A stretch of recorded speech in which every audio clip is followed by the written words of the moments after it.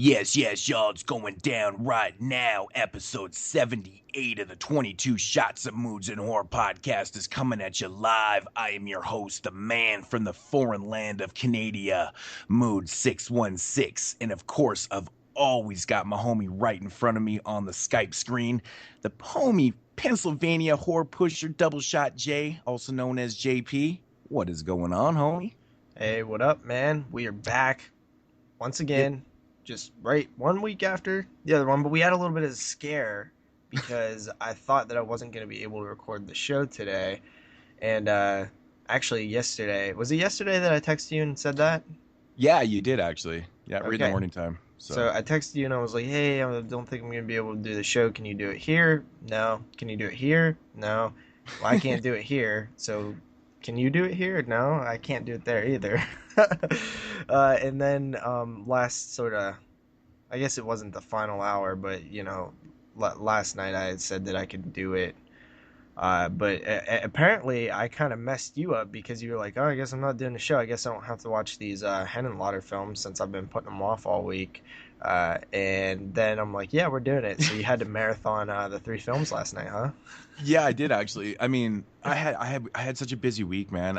It was one of those weeks where I didn't really get to watch a lot of stuff. I was just because I got home late Monday night. I got off the plane. I was in Vancouver, went to see Iron Maiden. Got in my car and drove straight to the BMX track where my son was at, doing practice and stuff. And I got home and just crashed straight out. So that was like my Monday night, and I was busy Tuesday and Wednesday. And so I had this plan. I'm like, well, I usually don't like to do this, kind of like shortchange myself and kind of marathon things and stuff.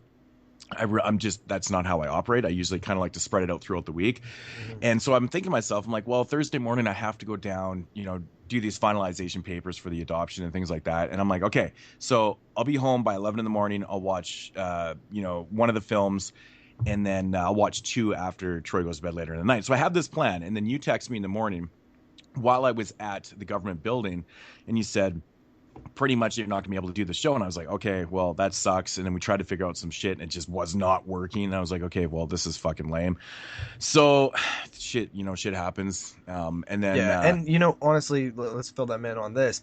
It kind of was, normally when something happens, we're just like, oh, we'll just do it next week then, skip a week. But unfortunately, we actually have something scheduled next week with Matt. Yeah.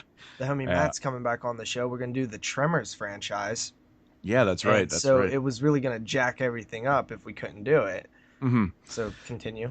Yeah, so I got this text and I was like, oh, well, fuck, okay. So I kind of went on with my day, spent some time in the film room, spent about 4 hours doing some organization. So it's getting closer, people. Everyone's been bugging me for it.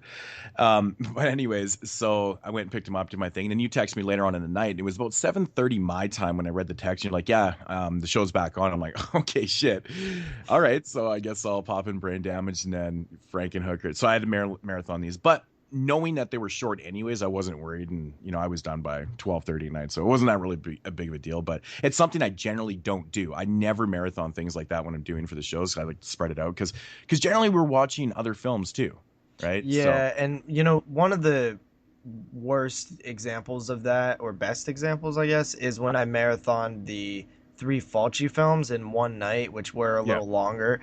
And it was too much to take in at once, and I was kind of running them together a little bit, and it kind of impacted my general thoughts towards the film slightly. I still liked all of them, but it was just like, a little too much all at once. Yeah. Well, and oddly enough, during the week, I'd actually even watched an Italian film. I'd done that preparation for my Italian Stallion, so it kind of worked out. I was like, at least I'm fully prepared. I don't feel like I'm like scoundering around to try and find something for segment or something like that. But yeah, that oddly enough worked out. So yeah, it's very odd that shit totally works out for me. Yeah. But yeah, it's never without a dull moment. There's always complications, but that's the thing with these schedules, man. Fuck. I know. It's just so damn limited. But what are the chances though? Like, hey, we'll just do it next week. Oh, we can't because Matt has that day off purposely to do a Tremors franchise show. Shit. Yeah, which was honestly like I planned that wrong because I thought that this week was actually going to be recorded next, like in my head, like 2 weeks ago when I was planning this out. I thought that this show was actually going to be recorded next week, and then the week after that was the Tremors show. which Oh, jacked me up because I'm working like 6 days in a row this week, and I work the day that we actually record the show. So I literally have to squeeze in these 5 films at like random times during the week. ooh, yeah, not the greatest week to be working 6 days and have to squeeze in 5 films. Yeah, yeah, I can't definitely remember. not. I honestly can't remember. I haven't watched like the sequels of Tremor long. I mean, I watched Tremors 5 most recently, anyways, a few Yeah, months that's back. the But only one I'm not looking forward to watching, just simply because I literally just watched it a couple months ago. yeah, But the other, like, honestly, like, I'm not are they sweating this long? at all. I don't think they're long, but I'm not sweating this at all because seriously, I can watch like the first three in a marathon format and not even not like it. Like, I really enjoy those movies. Yeah, I was actually thinking about that yesterday. I'm like, oh man, I was trying to think of the Tremors films, and I'm like, man, I'm in really desperate need of rewatching the films. Like, I haven't even seen the first one in years, right? I remember really enjoying the first three, and I, for the life of me, can't remember four, but I think I do remember not caring for it. But I don't know. We're Yeah, gonna have to see. I four just is a honestly little can't. weak. I can't remember. So My goal is actually to pop in like at least the pilot episode of the TV show too, mm, just so I could touch on that briefly because I do have that first season on DVD and I do think they're like 20-minute episodes. So the first and only season. yeah, Yeah, I know. I've been meaning to grab that. It's always cheap, and I just never seem to grab it. I don't know why. Wouldn't mind checking it. I never watched it when it was on, so I watched it when it aired. yeah. So that should be a fun one, man. Tremors, another franchise show. Oh, all these semi-big shows in a row. I Yeah, we like do it. big things. Speaking of big things, we were Yeah. number two this last month on Horrorphilia. Hmm. Yeah. So that wasn't bad, actually. So Actually, we were number two and three, silver and bronze. You know. silver and bronze. Yeah, I know. Yeah, but we'll take that, man. I mean, the number one spot since the skeleton crew's back. I mean, what are we gonna do? Yeah, What well, I what are we mean, gonna do? they've been around for such a long time, and they've constantly put out like quality stuff. I don't really feel bad to losing to them.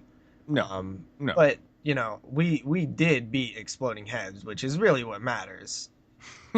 That's true. I was really surprised by that, actually. I Yeah, was surprised, man. So. yeah. We was second, third, and I think our Disturbing Cinema show was like eighth or something, which I was actually even surprised it made the top 10 You because know, I wasn't feeling like it was doing too well.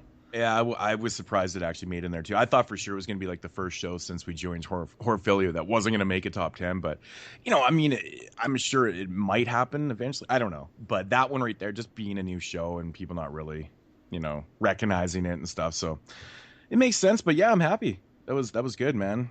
That's all our goal was to do, is just to beat those exploding head assholes. Yep. That's the whole goal here. That's literally the only reason we still do the show is just to beat them. You have to have some type of motivation, concrete motivation.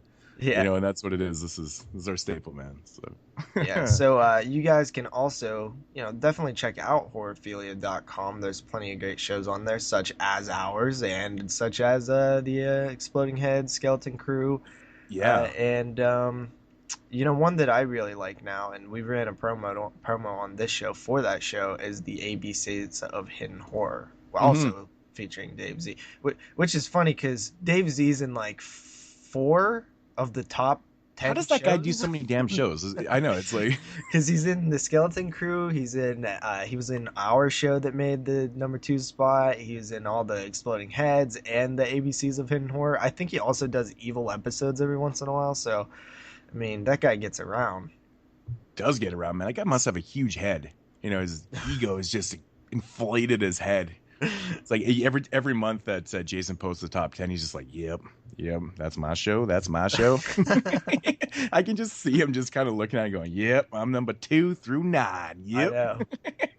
You know how sometimes when we talk to people and we're like, yeah, we're watching all the Children of the Corn films to do a show, like he's like and then like some people will be like, oh, I can never watch all those crap films, like it just, I don't have the time for that. Like he's one of the people that actually believe when they say that, like I don't have the time to do that. Yeah, exactly. It's like, yeah, I kind of imagine that. But I think most people honestly just use that as an excuse though too. They're like, man, I don't got the time to watch 9 Children of the Corn films, because meanwhile they're honestly thinking, I'm just don't want to do this shit, man. Oh yeah. Like, I mean, there's so many people out there that's just not going to do this. I mean, Yeah, how many which I people don't really put really together blame these them huge at the same franchise shows? time because it's like I understand why a lot of people hate franchises. Like franchises are generally looked at negatively because they usually drop off in quality. Like there's very few perfect franchises, if any. Yeah, honestly, I was really doing some thinking about this a couple days ago because I had a minute. I was watching TV and it was I don't even know why I wasn't even watching TV. I was watching sports highlights. Anyways, I was looking at the next week's top 10 Tuesday video series I do on YouTube, and it happens to be top 10 horror franchises. I And could have sworn you would have done that one already. yeah, that's just the way it fell on the list because we, obviously, prefabricated this list a long time ago. But it got me thinking. I just started compiling a list, and I just started laughing. I'm like, there is some really, really strong franchises, and then it gets towards the bottom. I mean, it still kind of was hard to make, Like, but what's a little preview? Like, what is like the number 10 spot? well, that's the thing. Like my last kind of couple ones that can make the list or might not make the list is well, I know you're gonna laugh because I know this one would be on yours because I know you're a big fan, but the Leprechaun franchise. And the way I did my top 10 is that I obviously my number one is my personal favorite, but I kind of ranked it like towards the middle to the end on not only the size of the franchise but how many films I actually do like in there. And it was kind of like, hey, if I like 4 out of the 8, this is going to go in that spot or whatever. um so Leprechaun, and I believe Final Destination, which honestly I Dude, like. I really like 4 of the 5 films out of that franchise. yeah, So and honestly, they're a lot better than most franchises. I actually seen an article on Bloody Disgusting yesterday that like posed the question, is Final Destination the greatest horror franchise?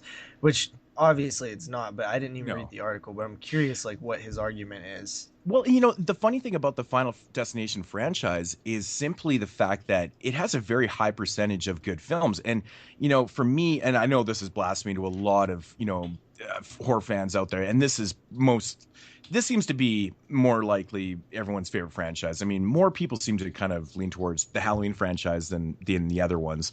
Um, I would say the great, horror fans percentage is, a little higher for Halloween. But anyways, for me personally, like I really only thoroughly enjoy, excluding, like out of the original franchise, 4 out of the 8 films, right? What, So Halloween? yeah, out of the original franchise, if we put in the other, like out of I like them all except for Resurrection. the 10 films, yeah, see, like, yeah, I mean, like I really kind of lean towards like, so, but it's still in there. But the 4 films that I absolutely like in the original franchise that I love. I love like the first Yeah, it's 4 Halloween obvious. films. It's 1, 2, That's the thing. H2O, and the remake. So basically, if I were to take 10 films, I mean, theoretically, it's probably 5.5, maybe almost. I've really kind of grown to like Rob Zombie's Halloween 2. I know a lot of people just shit on that film hardcore, but I think for Yeah, it us, was. we've seen it so many damn times and analyzed the shit out of it so many Yeah, times, all it's kind two of grown on times that I've us. seen it. Yeah, I don't know. There's something about that film. But anyways, the point is the percentage factor. So theoretically, that's like 50% of the films I like. If you're looking at percentages, Friday the 13th is way up there. I like a lot of the films in that franchise. And then Final Destination, 4 out of 5 is that's 80%. Mhm. And then it's not like Phantasm. Like, Phantasm and Psycho are 100% for me. They're not though, because you have to include the Bates Motel mini movie series. I like what, the series? No, I'm No, talking. the mini movie thing, I the like the mini TV movie. movie. I've never seen it, so but Oh, I hear people say it sucks. Oh no, it does. It's terrible. It's terrible, but it's like it's this like oddity, man. It's But so strange. if you also count the remake, like that really hurts the Psycho franchise. Like I think that the Oh, I Phantasm forgot about the franchise is remake. Yeah, literally the only franchise that doesn't have a miss in its series so far.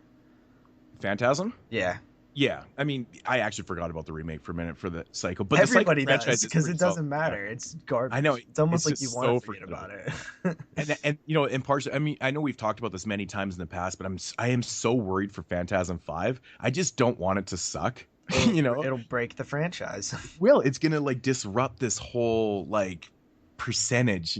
I mean, that sounds as silly as that sounds. It's kind of true. It's like for me right now, it's like the most solid one, in percentage wise, and for myself. Yeah, me too. But It's probably the best one. If I'm ranking by best, Phantasm would be number one. But if I'm ranking by favorite, my yeah, favorite would be Friday the 13th. yeah. I mean, my And favorite.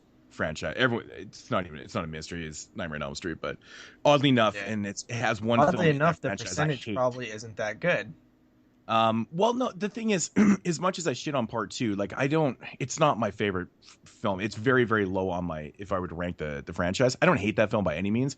I just find it's very problematic, and I just have a hard time accepting some of the things that they did in that for a direct sequel to the original film. Yeah, So I always factor in that when I watch the film. but And don't it you always like it bugs less than like the Halloween films you put on the not like section when you did your Halloweens? Like you said, you liked 4 out of the 8 or whatever. No, well, the thing is, yeah, no, no, because I really don't like. I mean, honestly, I know a lot of people love H2O. I'm not the biggest fan of it. I hate Resurrection. I think Part Six is just so problematic. I don't mind the film. It's not that great though. It's kind of on the same level for Part Two with me, and Part Five is kind of. It's almost like a mood film for me. But yeah, oddly enough, the Nightmare on Elm Street franchise has a film in it that I really do loathe. Kind of like Resurrection in a way. Not as much as I hate Resurrection, but Freddy's Dead, man. I can't stand that. So you just gloss right over the remake once again. Yeah. Oh, yeah, and the fucking remakes. Yeah. See, this is what I do. I put those things in a portion of my brain, and it just stays there. It never wants to come out verbally. I just can't even. I can't even, announce those things that they even exist. But Yeah. but yeah, I mean, I'm a lot of the time I am thinking original franchise and stuff. I've probably even thought about or forgot about the remake of Friday the 13th for a minute too. Is that this coming week, the Top 10 Tuesday, this Tuesday?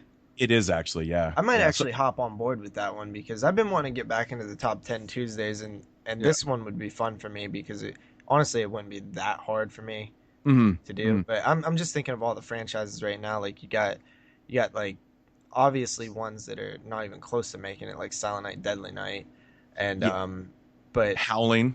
oh my god, Children of the Corn. I mean, there's honestly, like Children of the Corn would probably be like a top 15 or 20 for me. See, there's a lot of franchises out there that people kind of forget that are like there's even the Class of Nukem High franchise. There's 4 films in there. Toxic Avengers. Like I think people kind of overlook because I did a quick Google. I was like, I'm curious to see people's top lists and stuff. There wasn't really any lists, but like the ones that I did find never mentioned those and stuff. I think they're just kind of overlooked as being franchises, which I consider Tremors, to be, for example. Yeah, even Tremors, exactly. That's a perfect example of one that you never see on lists. It's always like the big 5 or 6, and then it's just a free for all from there. So yeah, very interesting. Interested to see everybody's lists. I mean, yeah, I think that the top 5, 6, 7 franchises are probably going to be relatively the same and sort of interchange between each other in most people's lists. But then I'm curious to see like what the other 3 or 4 is on the lists, sort of towards the bottom, because I think that obviously, like you said, that it was a cross between the Final Destination franchise and the Leprechaun franchise, I believe. Yeah. That would be a tough little battle for me because, like you said, Final Destination has what? How many films are there? There's 5. 5. Yeah. Wow, we have a typo on our episode listing because I have it listed 1 through 6. For Final, really? Yeah, episode 26, the Final Destination franchise, parentheses 1-6.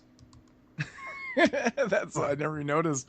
Nobody noticed apparently. But and going back to Final Destination, it got me thinking while I was doing this list, and I was like, wow, the percentage is so high of good films. I'm like, frankly, really surprised that they haven't made another one. Considering they made so many in a row. Listen, I don't know if you listened to Killer POV recently, but they had the producer of Final Destination on there, and he once did the movie Crypt, which was one of my favorite episodes as well of the movie Crypt. Basically, this guy, this guy is so cool to listen to, hear him tell like stories of Hollywood, because like they really kind of put things in perspective, and he's been trying to get a Final Destination 6 off the ground for a long time, and there's even like shit written and like sort of ideas. He did say that they were going to continue the idea that they had in 5 where they I guess the idea that if you're one of the survivors and you kill one of your other survivors, it like you're kind of controlling death. They sort of touched on it in part 5, but they didn't really go full in depth with it, and apparently that's like the number one thing that they would explore in 6 which I say let's fucking do it. Yeah, and that was one of the coolest things about the franchise because it was very kind of, you know, it was by format. You know, by the end of part 4, it was basically just remaking the same film over and over again with different kills. And then when they threw that into the twist, I thought that was a really good idea. Like, it's simple, but it was so effective. Yeah, it definitely just adds something new to like a formula that we're kind of used to. Yeah. And I personally have a big love for those films, minus part 4. I have a fascination with them too because like it's really those films are simple, but it's about the kills. You know, some of the kills are they're just off the hook and they're pretty inventful at times, and Yeah. I mean sometimes a little unrealistic too. But I mean honestly, the one I always think about the highway crash in part 2. That thing is crazy, man. That's fucking just that whole scene is just awesome. Really, really good stuff. But yeah, it's kind of like the Nightmare or the Friday the 13th series. Now how they kept making the films because they wanted to come up with different ideas to kill people. That's essentially what Final Destination was doing. And he goes in to talk a lot about the producer. I don't know his name. I'm sorry, but he goes to talk about like how they always try to really, when they think of when they have these like death meetings where they're talking about like what deaths can we bring into it. They always try to set them up in a place where you can go in your everyday life, like a tanning bed, or they want it to feel very like believable, not like, hey, this guy's an astronaut, you know what I mean? Yeah. They want it relatable, which was it was really cool. I highly recommend that episode of Killer POV. It was really good. And whatever episode he was also on like a couple years ago on the movie Crypt. Yeah, sweet, awesome stuff. Well, on that note, should we get into the news? Yeah, let's do it. So All right. First up here, we have a little bit of news. We've been reporting this for a while, but apparently it's official now, and that is that The Mist is coming to the little screen, the TV screen, that is. The Weinstein Company / Dimension is turning the Stephen King novella into a TV show. So it's officially been greenlit. 10 one-hour episodes will go into production this summer and debut in 2017. Wow. Spike TV is actually going to be hosting this series on their network, which is pretty interesting because you got stuff like Bellator, MMA, and Cops, like 7 hours of the 24 hours a day. So adding a little horror to their channel. What do you think of that? I'm just like I was like lost for words for a second. Like another TV, like a horror related TV show. I'm just like this. It just seems like almost weekly they're getting announced. This is crazy, but I would have never have thought The Mist would be turned into a TV show. Like that never even crossed my mind. But I really can't put anything past them right now. Like this is crazy, dude. We should actually do a count of how many TV shows are on? Yeah, it's insane. This is really crazy. It's becoming like a fad, like with the amounts of them. Yeah, it's pretty crazy. Is Under the Dome still on, or did that get canceled? I have no idea, to be honest. Like I don't watch TV, so I don't know. I have no idea actually if that one's still on, but wow. But it doesn't really surprise me when I come to think about it that they're taking Stephen King's novelle and of The Mist and turning it into a TV series, because frankly he's no stranger to TV. They've done this with a million of his stories, so why not just do another adaptation of Stephen King? So, well, I think The Mist actually kind of works a little well because you look at it and essentially it's a post-apocalyptic film, and it just replace zombies with creatures in the mist, and you have these this long format of people sort of stuck in this essentially a grocery store. I'm sure they'll go out and be in different areas and shit too, but yeah, I mean, you could kind of take this and turn it long form because it's a lot of character development to begin with, where you just have these people kind of surviving together. So it kind of sounds like they're just going to make like one season out of this thing. They're just going to do a one and done type deal. No, it's a TV series. Like really? They're just going to keep... Wow, it's crazy. I mean, if season 1 does bad, then they'll cancel it, but...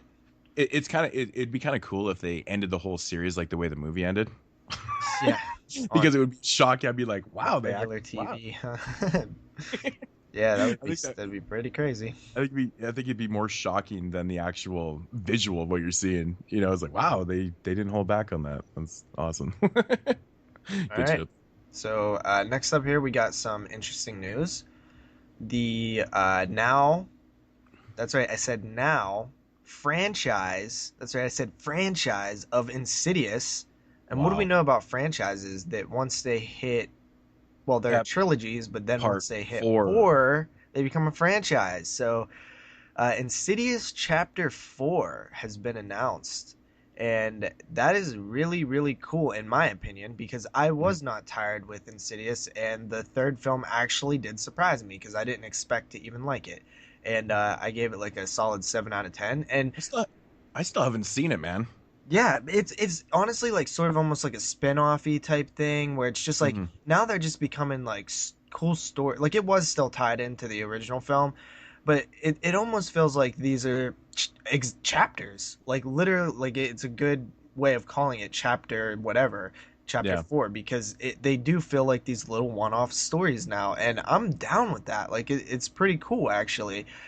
They can keep them rolling because they're well made. They're good little creepy horror movies as long as they don't diminish in quality too much, and you just kind of hover it because the drop off of quality was a little bit there in chapter 3 because Yeah. obviously James Wan wasn't directly attached as the Yeah. Yeah. director anymore, but it was still a very effective little horror story, and I was down with it, so I'm down with the fourth one. Let's keep doing them.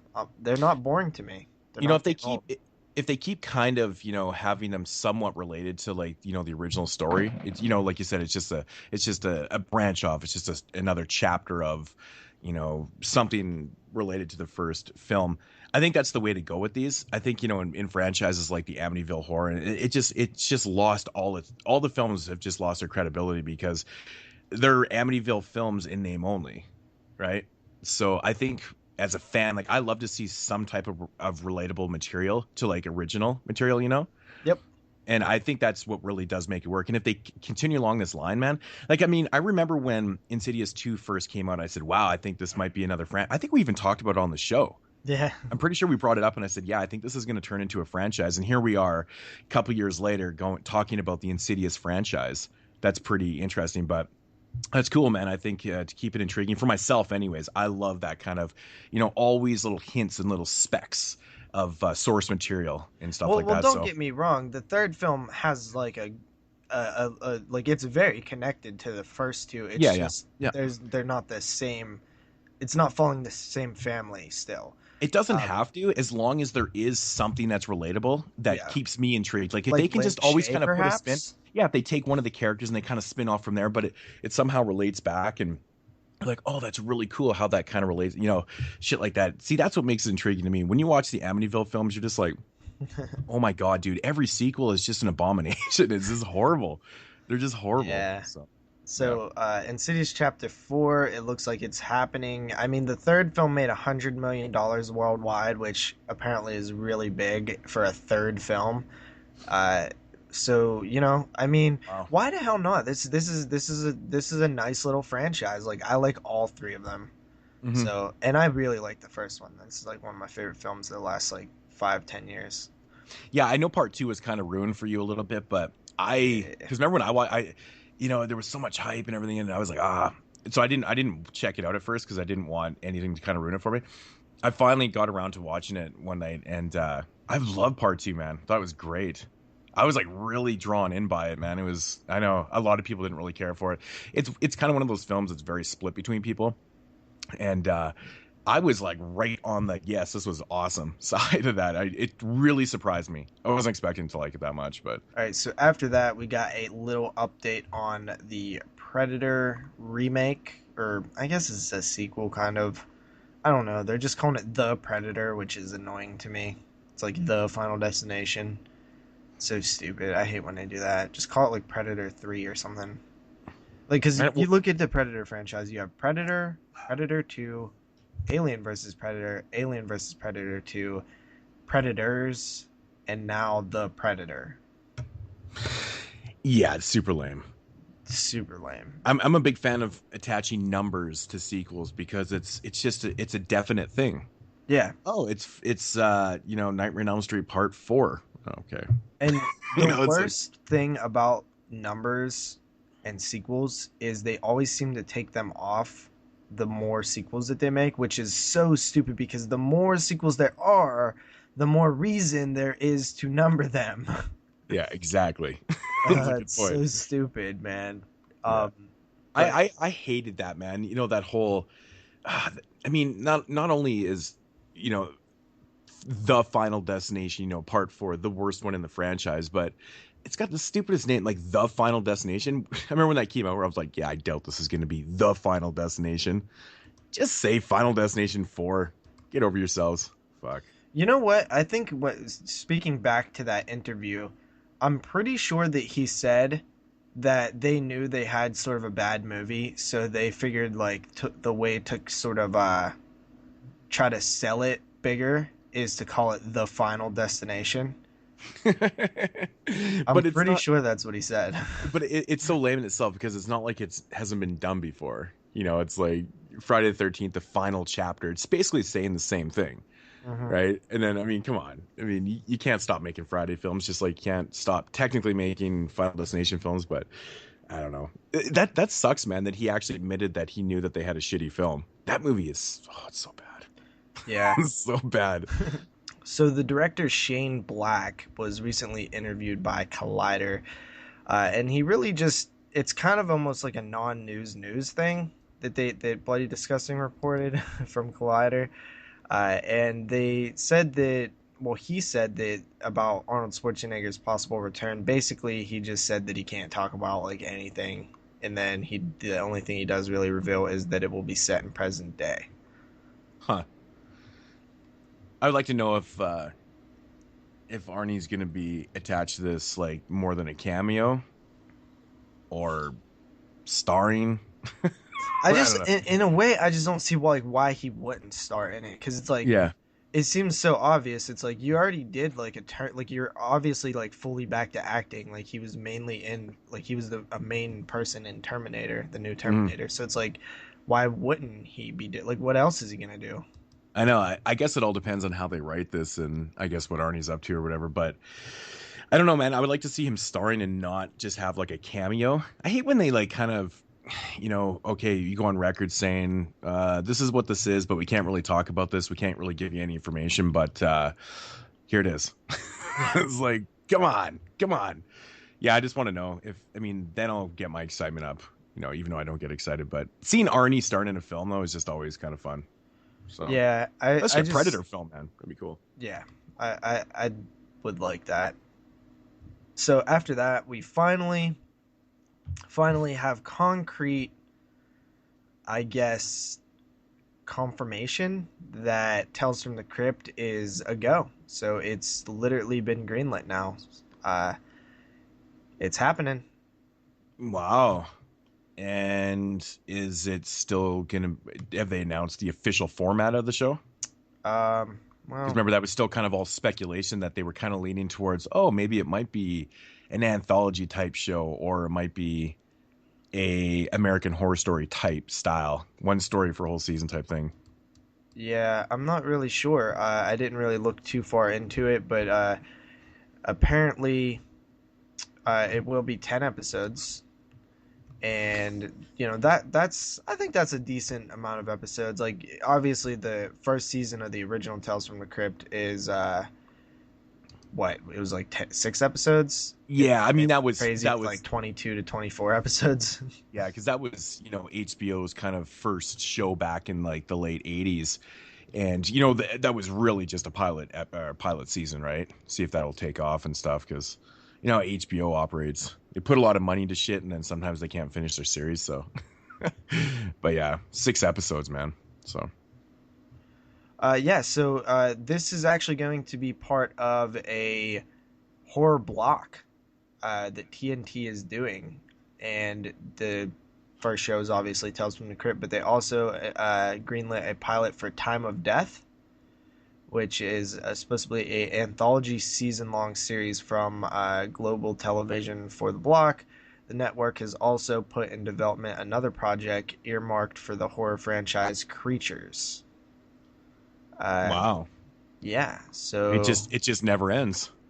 yeah, so they're looking to really jump on the horror bandwagon and do like a big thing. No doubt, man. Oh, I can't even keep up with this, man. It's crazy. Yeah, I'm pretty interested in how this goes. Time of Death is an anthology of a season long anthology, so I guess that's more like American Horror Story style. Yeah, yeah, I would That assume so. Yeah. tells that horror tales that unfold in real time, each one taking viewers hour by hour through a single long night of hell. The first season will follow a murderous psychopath who returns to his Midwestern hometown during an annual county fair to exact revenge on the community he believes that destroyed his life. Described as Friday the 13th meets Friday Night Lights, the first season of Time of Death pays tribute to the great slasher films of the 1980s, with What? future seasons inspired by traditions of other horror subgenres. So he's like attacking like a football team because they did him wrong. No, Fri- I think when you Friday say Night Friday Lights, Night Lights, more about like the just the uh small town kind of yeah. mentality. Yeah, the small town setting. Yeah, I just immediately thought like, oh yeah, he got shunned off the football team or some shit, and he came back to exact his revenge. That's fucking awesome, man. I just actually really enjoyed Friday Night Lights. I watched that TV series. I think But that actually sounds pretty good, honestly. yeah, that And does actually does sound pretty good, to be honest. But yeah, yeah, like one season, like it's like a season long slasher. Like it could be what Scream should have been. yeah, I was just gonna say that. Like, hopefully, it's a little better than the season long slasher of Scream. Ugh. And Creatures, now in development, is a sophisticated psychological thriller that tells the disturbing tale of two former best friends who, at 12 years old, tried to cut out their classmate's heart as a sacrifice to an internet boogeyman they invented called Mr. Gorgie. 15 years later, the two young women have been released from psychiatric institute into their small town in Alaska, but it's not long before they start to feel alluring and terrifying presence of Ooh. Mr. Gorgie once again. Creatures is a story of deep friendship, dark obsession, where vivid imagination meets the power of suggestion, seduction of belief. Dude, this fucking TNT block sounds sick, yo. So where did Mr. Gorgie go? I just had to say Mr. Gorgie. Where did Mr. Gorgie go when the two girls went to the institution? He just probably he just just went back appears. into the internet for a little while. He just kind of chilled out. Just watched. He was just chilled out at some internet porn sites. I don't know Well, about you, dude, but this shit sounds like this horror block thing sounds pretty cool. yeah, that sounds like honestly, as soon as you said set in Alaska, I was like, wow, first thing I As soon thought as it I was read that, I thought, awesome. blood on snow and just, even though it seems like it's more technological anyways. I mean, if it's computer based or something, but still sounds cool. Mr. Gorgie.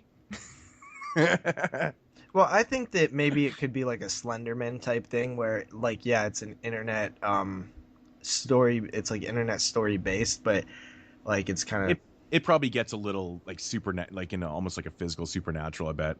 yeah. I bet. But I bet you it escapes the technological aspect of it. That's the starting point of I it. feel It like it's not probably even gonna expands really itself. follow that technological area. But honestly, I'm super curious to find out a little bit more about Mr. Gorgie. Yeah, I feel like I feel like it's like one of those I love the creepypasta name. type things. Creepy pot. Yeah. Where do you know what that is? Creepypasta? Yeah. I mean, we talked about this a couple times. Yeah, they're just like stories like on the internet. Yeah. But yeah, so maybe it's something like that. Actually, So that this would make sounds a lot pretty of cool. sense. Like you have Tales from the Crypt, you have Time of Death, which sounds pretty cool. Like it's like a slasher anthology thing, and I like the idea that they said the Time of Death pays tribute to great slasher films in the 1980s, with future seasons inspired by other traditions of horror subgenres, which I I'm thought not. is all cool. So cool. I'm honestly not 100% sold on the name Time of of it. Death.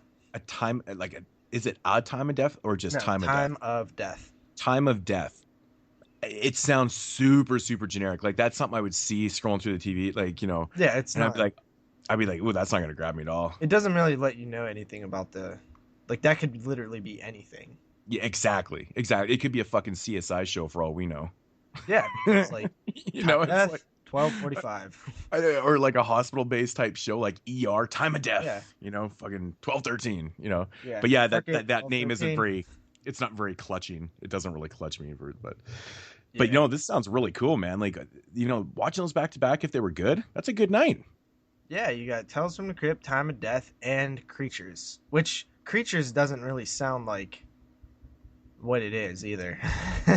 Yeah, I mean that could go anyway. I mean, those type of setups are always intriguing to me I'll because you never watch. really I'll know where watch they're all gonna go. if they all three air like at the same time. On this like uh hour block or Well, 2 hour block or whatever. this is crazy, man. Like, we're just talking about how many, there's a horror show being announced every week, and now there's so many that they're making whole blocks out of them. Mm-hmm. And, like, the network is just, they're taking a whole time slot between like 8 and 11 at night and just all horror. This is fucking crazy, man. Yeah, that's fucking cool though. So, It's so crazy, man. It's so crazy. I'm actually excited. I'm looking forward to 2017 with that. Our today's kids might actually grow up to be semi-cool. Yeah. If they keep watching this shit. So after that we have it's already been announced, but now we have an official like day that it's airing, and it is May 30th. Scream, the season 2. May 3rd. Wow, that's quick.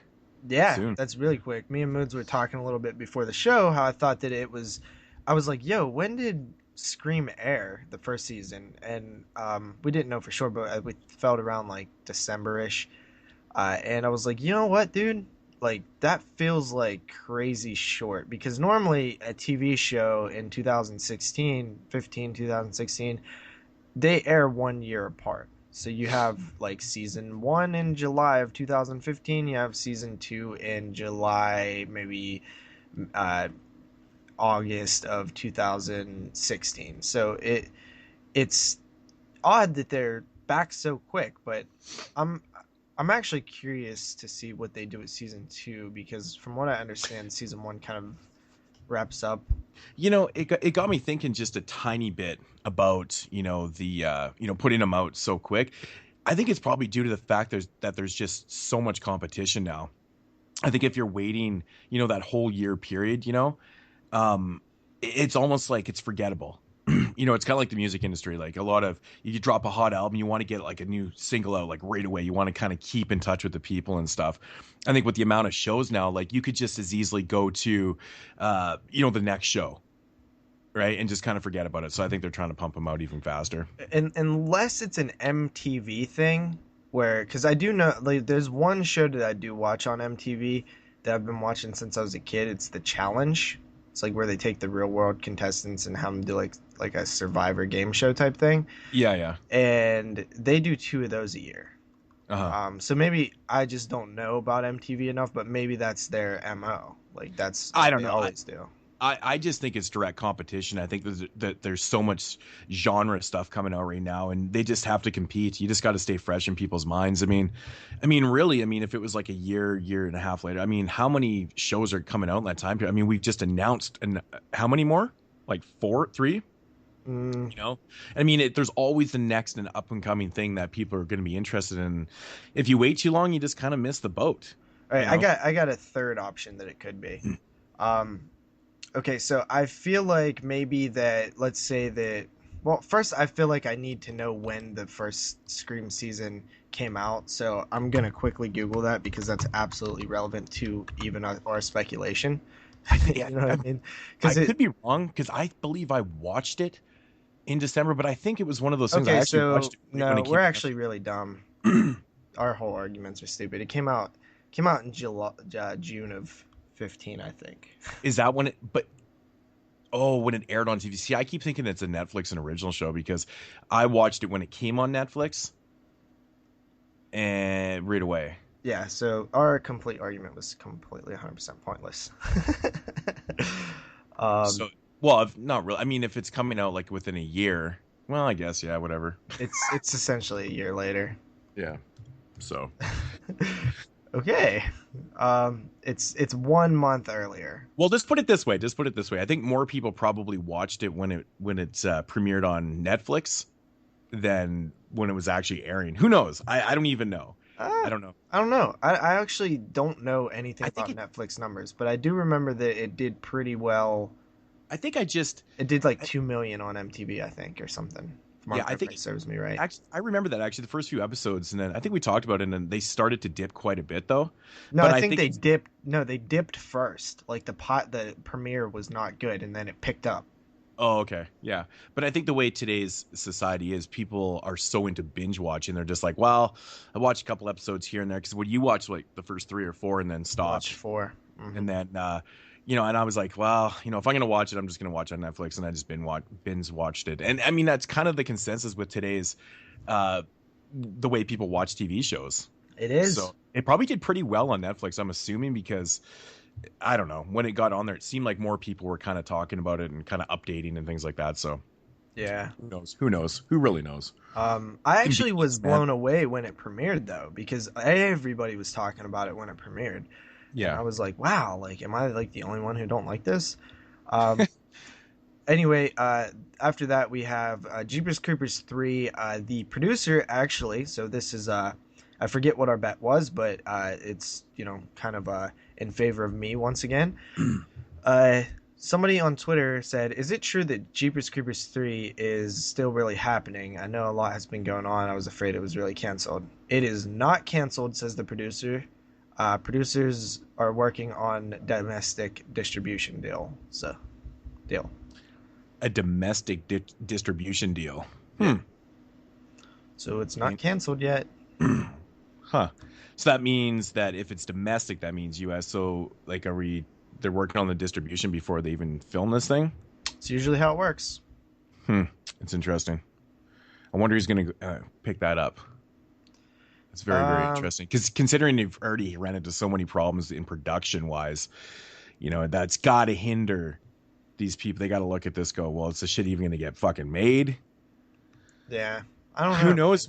Who knows? It's very strange. I mean, this is the type of situation that's very strange. I think I would probably want to see a little bit of the film, at least get something done, film wise before, if I was a distributor, I'd be like, well, okay, it is actually happening. It looks decent. Maybe I'll put some money towards this. And I don't know. It's just an oddball situation because there's so much that comes with it. So very interesting situation. But I mean, it's still open. I mean, you said it was going to get made by the end of 2017. Yeah. Yes. So by December 2017, if it is made, you win the bet, and if it's not, then I Yeah, lose it. and by made, it doesn't have to be released technically. Oh, if there's now a we just trailer, continue. if there's a trailer, it's made. Damn it!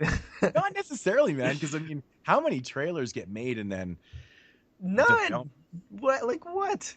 I don't know, man. I've seen trailers. Oh, fuck. I don't know, man. I mean, you could go and film and make a trailer and then not even use like any of the footage that's in the trailer. I mean, how many trailers have you seen before where you go, and then you watch the film, you go, what the fuck? That wasn't in the movie. Yeah, I like They that though. They should do that purposely more made often. trailers.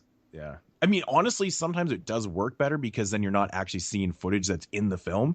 Yeah. But at the same time, it is ultra misleading too. You're like, fuck, man, that was super cool. Why wasn't that in the film? Well, they had to amp up the the trailer to sell this shit, man, to the distributors. Yeah. I mean, it goes both ways. I mean, I see the point from both sides of the spectrum Yeah. here. Well, from somebody who doesn't watch trailers, I don't care either way anymore. Well, not new trailers, yeah, exactly. But it's funny when you watch like older trailers and you're like, I don't remember that shit from that movie, man. It totally wasn't. There's one, I believe, one of the trailers for Freddy's New Nightmare had a scene where there was like 50 Freddys like running across the street, and it was never in the movie. I always wondered what the hell that was. What? Yeah, it was like it was like a dream, like, and like there was a bunch of Freddys. I wonder if it was like some random dream sequence in the film or something. Yeah, I don't know. It's that the doesn't even footage really- is online. I think you can find it. I remember seeing that though. Weird. It might not have been like 50 Freddys, but I remember like multiple Freddys. Weird. So after that, we have a little announcement for Clown. It's finally getting a U.S. release. It will be hitting limited theatrically June 17th, as well as on demand with Stars Digital. So, Man, I was Blu-ray reading, shortly after that. someone had made a post about this. They're like, "Oh, what the fuck? Clown's finally getting a release over here." And they're like, "Why are they putting it out theatrically?" And I'm like, "Why not? It's our region, So it got released over there on limited Blu-ray before Maybe some people want to go and see it theatrically. Just because Yeah, it I has a do. release already, it doesn't mean it shouldn't be released. People are like tripping balls, like, that's so fucking stupid. I'm like, is this really affecting your life that much that you have to make a post about it? I'm like, I really don't give a shit. Who cares? The movie's been out for a couple years. Big fucking deal, man. Yeah, I don't see what the I know. I was like, I couldn't believe I would just read it. why would you ever complain when anything gets released theatrically? I know. I'm like, yeah. If I, they I just release like didn't if they understand it for a release second. like Insidious 3 like again theatrically, like I'm gonna be like, oh, more people get to check out Insidious 3 in the theater. Cool. I know it's really no different. Okay, so this is a modern film. It came out a couple years ago in Region 2, and now it's making its way over here theatrically and releasing blah blah blah. Okay, that's cool. What's the difference if the movie is 2 years old or 30? We still get films that get re-released in theater all the time. Yeah. You know, it's like, oh, there's a Halloween showing. Ugh, that's fucking stupid. That movie came out in 1978. That's the same argument. Yeah. People are so stupid. I hate reading this shit. I'm like, what? You're just making a post to complain on Facebook, and just because you want people to comment back, like, thumbs up my video or my what the fuck? I just didn't understand the point of it. Ugh, Yeah. just Uh, irritates me. Yeah, I agree. So after that, we have an announcement of Jaws 2, 3, and 4 hitting Blu-ray. They do have special features. One of the cool things is Jaws 3 is in 3D, which I think is fucking awesome. Because for one, Jaws 3 looks like shit anyway when you watch it. So at least if you watch it in 3D, it probably will look better than it does in 2D. And well, because the problem with the 2D is that it still has like the remnants of the 3D in it.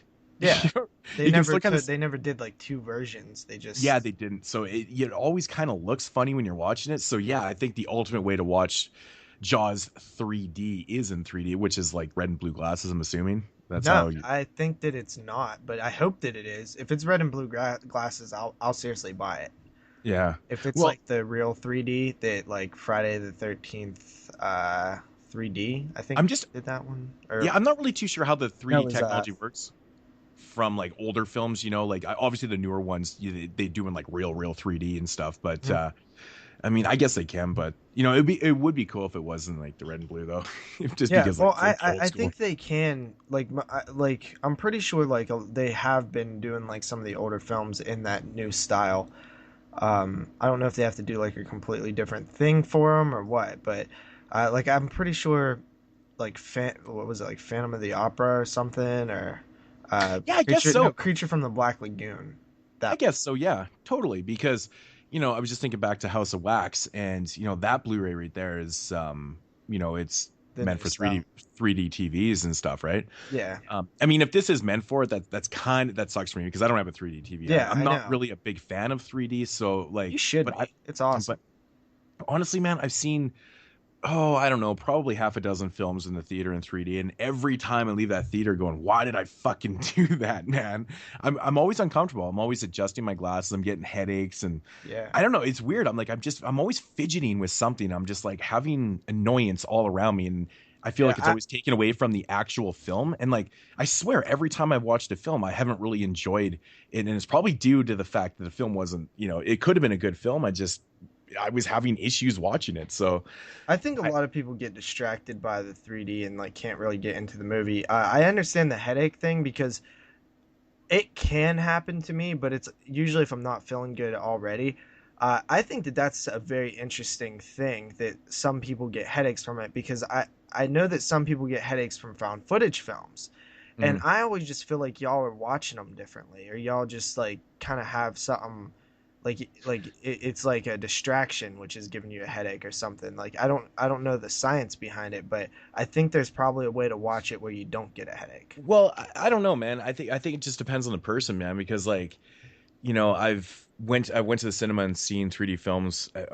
Perfect example was the James Cameron film. It's like totally slipping my mind right now. What's it fucking called? Shit, I can't remember. Avatar. Avatar. Jesus, man, like totally slipped my mind.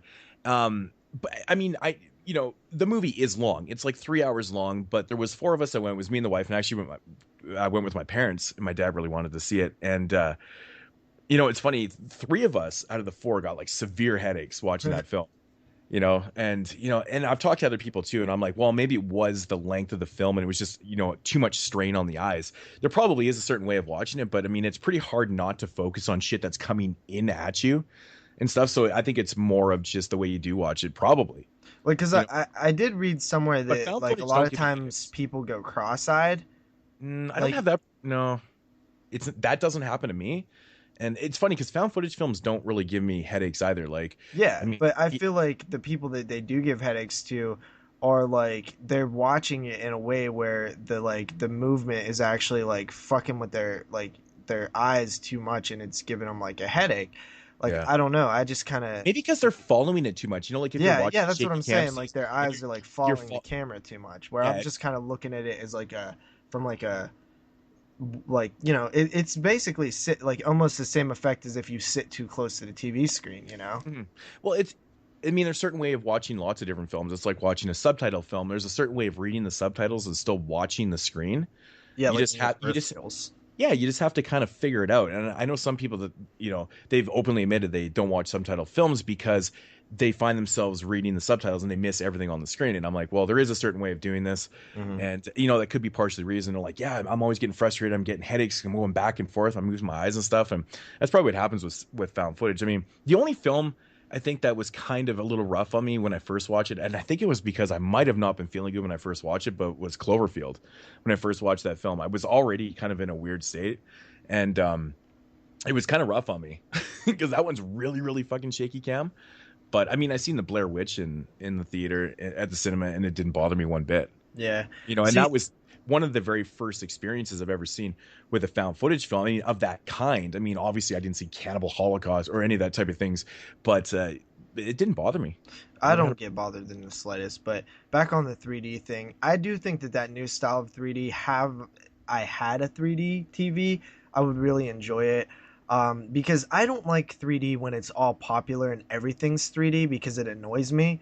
Yeah. Just because it's so much of a fad. But I do Well, it's like because they're when putting the wrong films into 3D. They're putting like, it's like some random comedy, and you're like, why is this in 3D? This is just not this. only that, but it's just like for some reason when something's new and it's in 3D, I instantly think that like it's going to be like a lesser film or it's going to be like cheesy or they're going to focus too much on 3D and not on like the story. They're going to be purposely writing things for 3D, which they Yeah. do, but so that kind of I don't like that, but in like retroactively after the film's already out and it's done, I can somehow enjoy that aspect of it more than when they're making it fresh for that reason.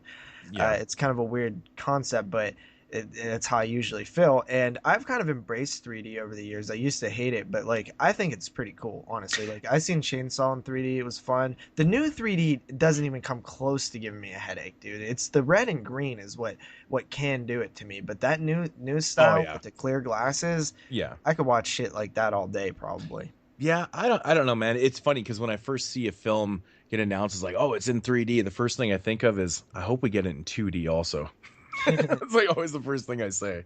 All right, so Blue Underground. A while back, they did their little three Blu-ray sets where they had the Fulci collection and the Argento collection, which I actually picked up both of them because I didn't own any of those separate. And I actually really like those sets because I know people like you, Moodz, really like the single releases. You don't like multi packs. I used to be like that, but as my space has become more limited, I actually prefer the multi packs.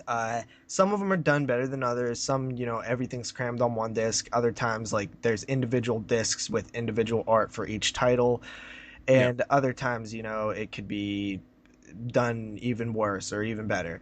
But these Blue Underground sets I actually really like because they are a nice case and the discs aren't like stacked on top of each other and they're all individual discs with individual art. And so I think I think with the Argento and the Fulci was sort of a test run with their collections from Blue Underground. These are all previously released Blue Underground films. Yeah.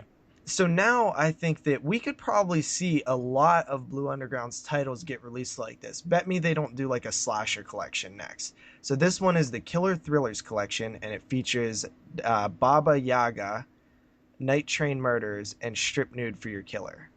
Yeah. So it's designed the same way. It has the three posters at the bottom, and it has the like sort of a picture at the top. And they actually, so that I'm assuming that the discs are all individual because they do have all the extras that was on the original Blue Underground releases. So Hmm. that's pretty interesting.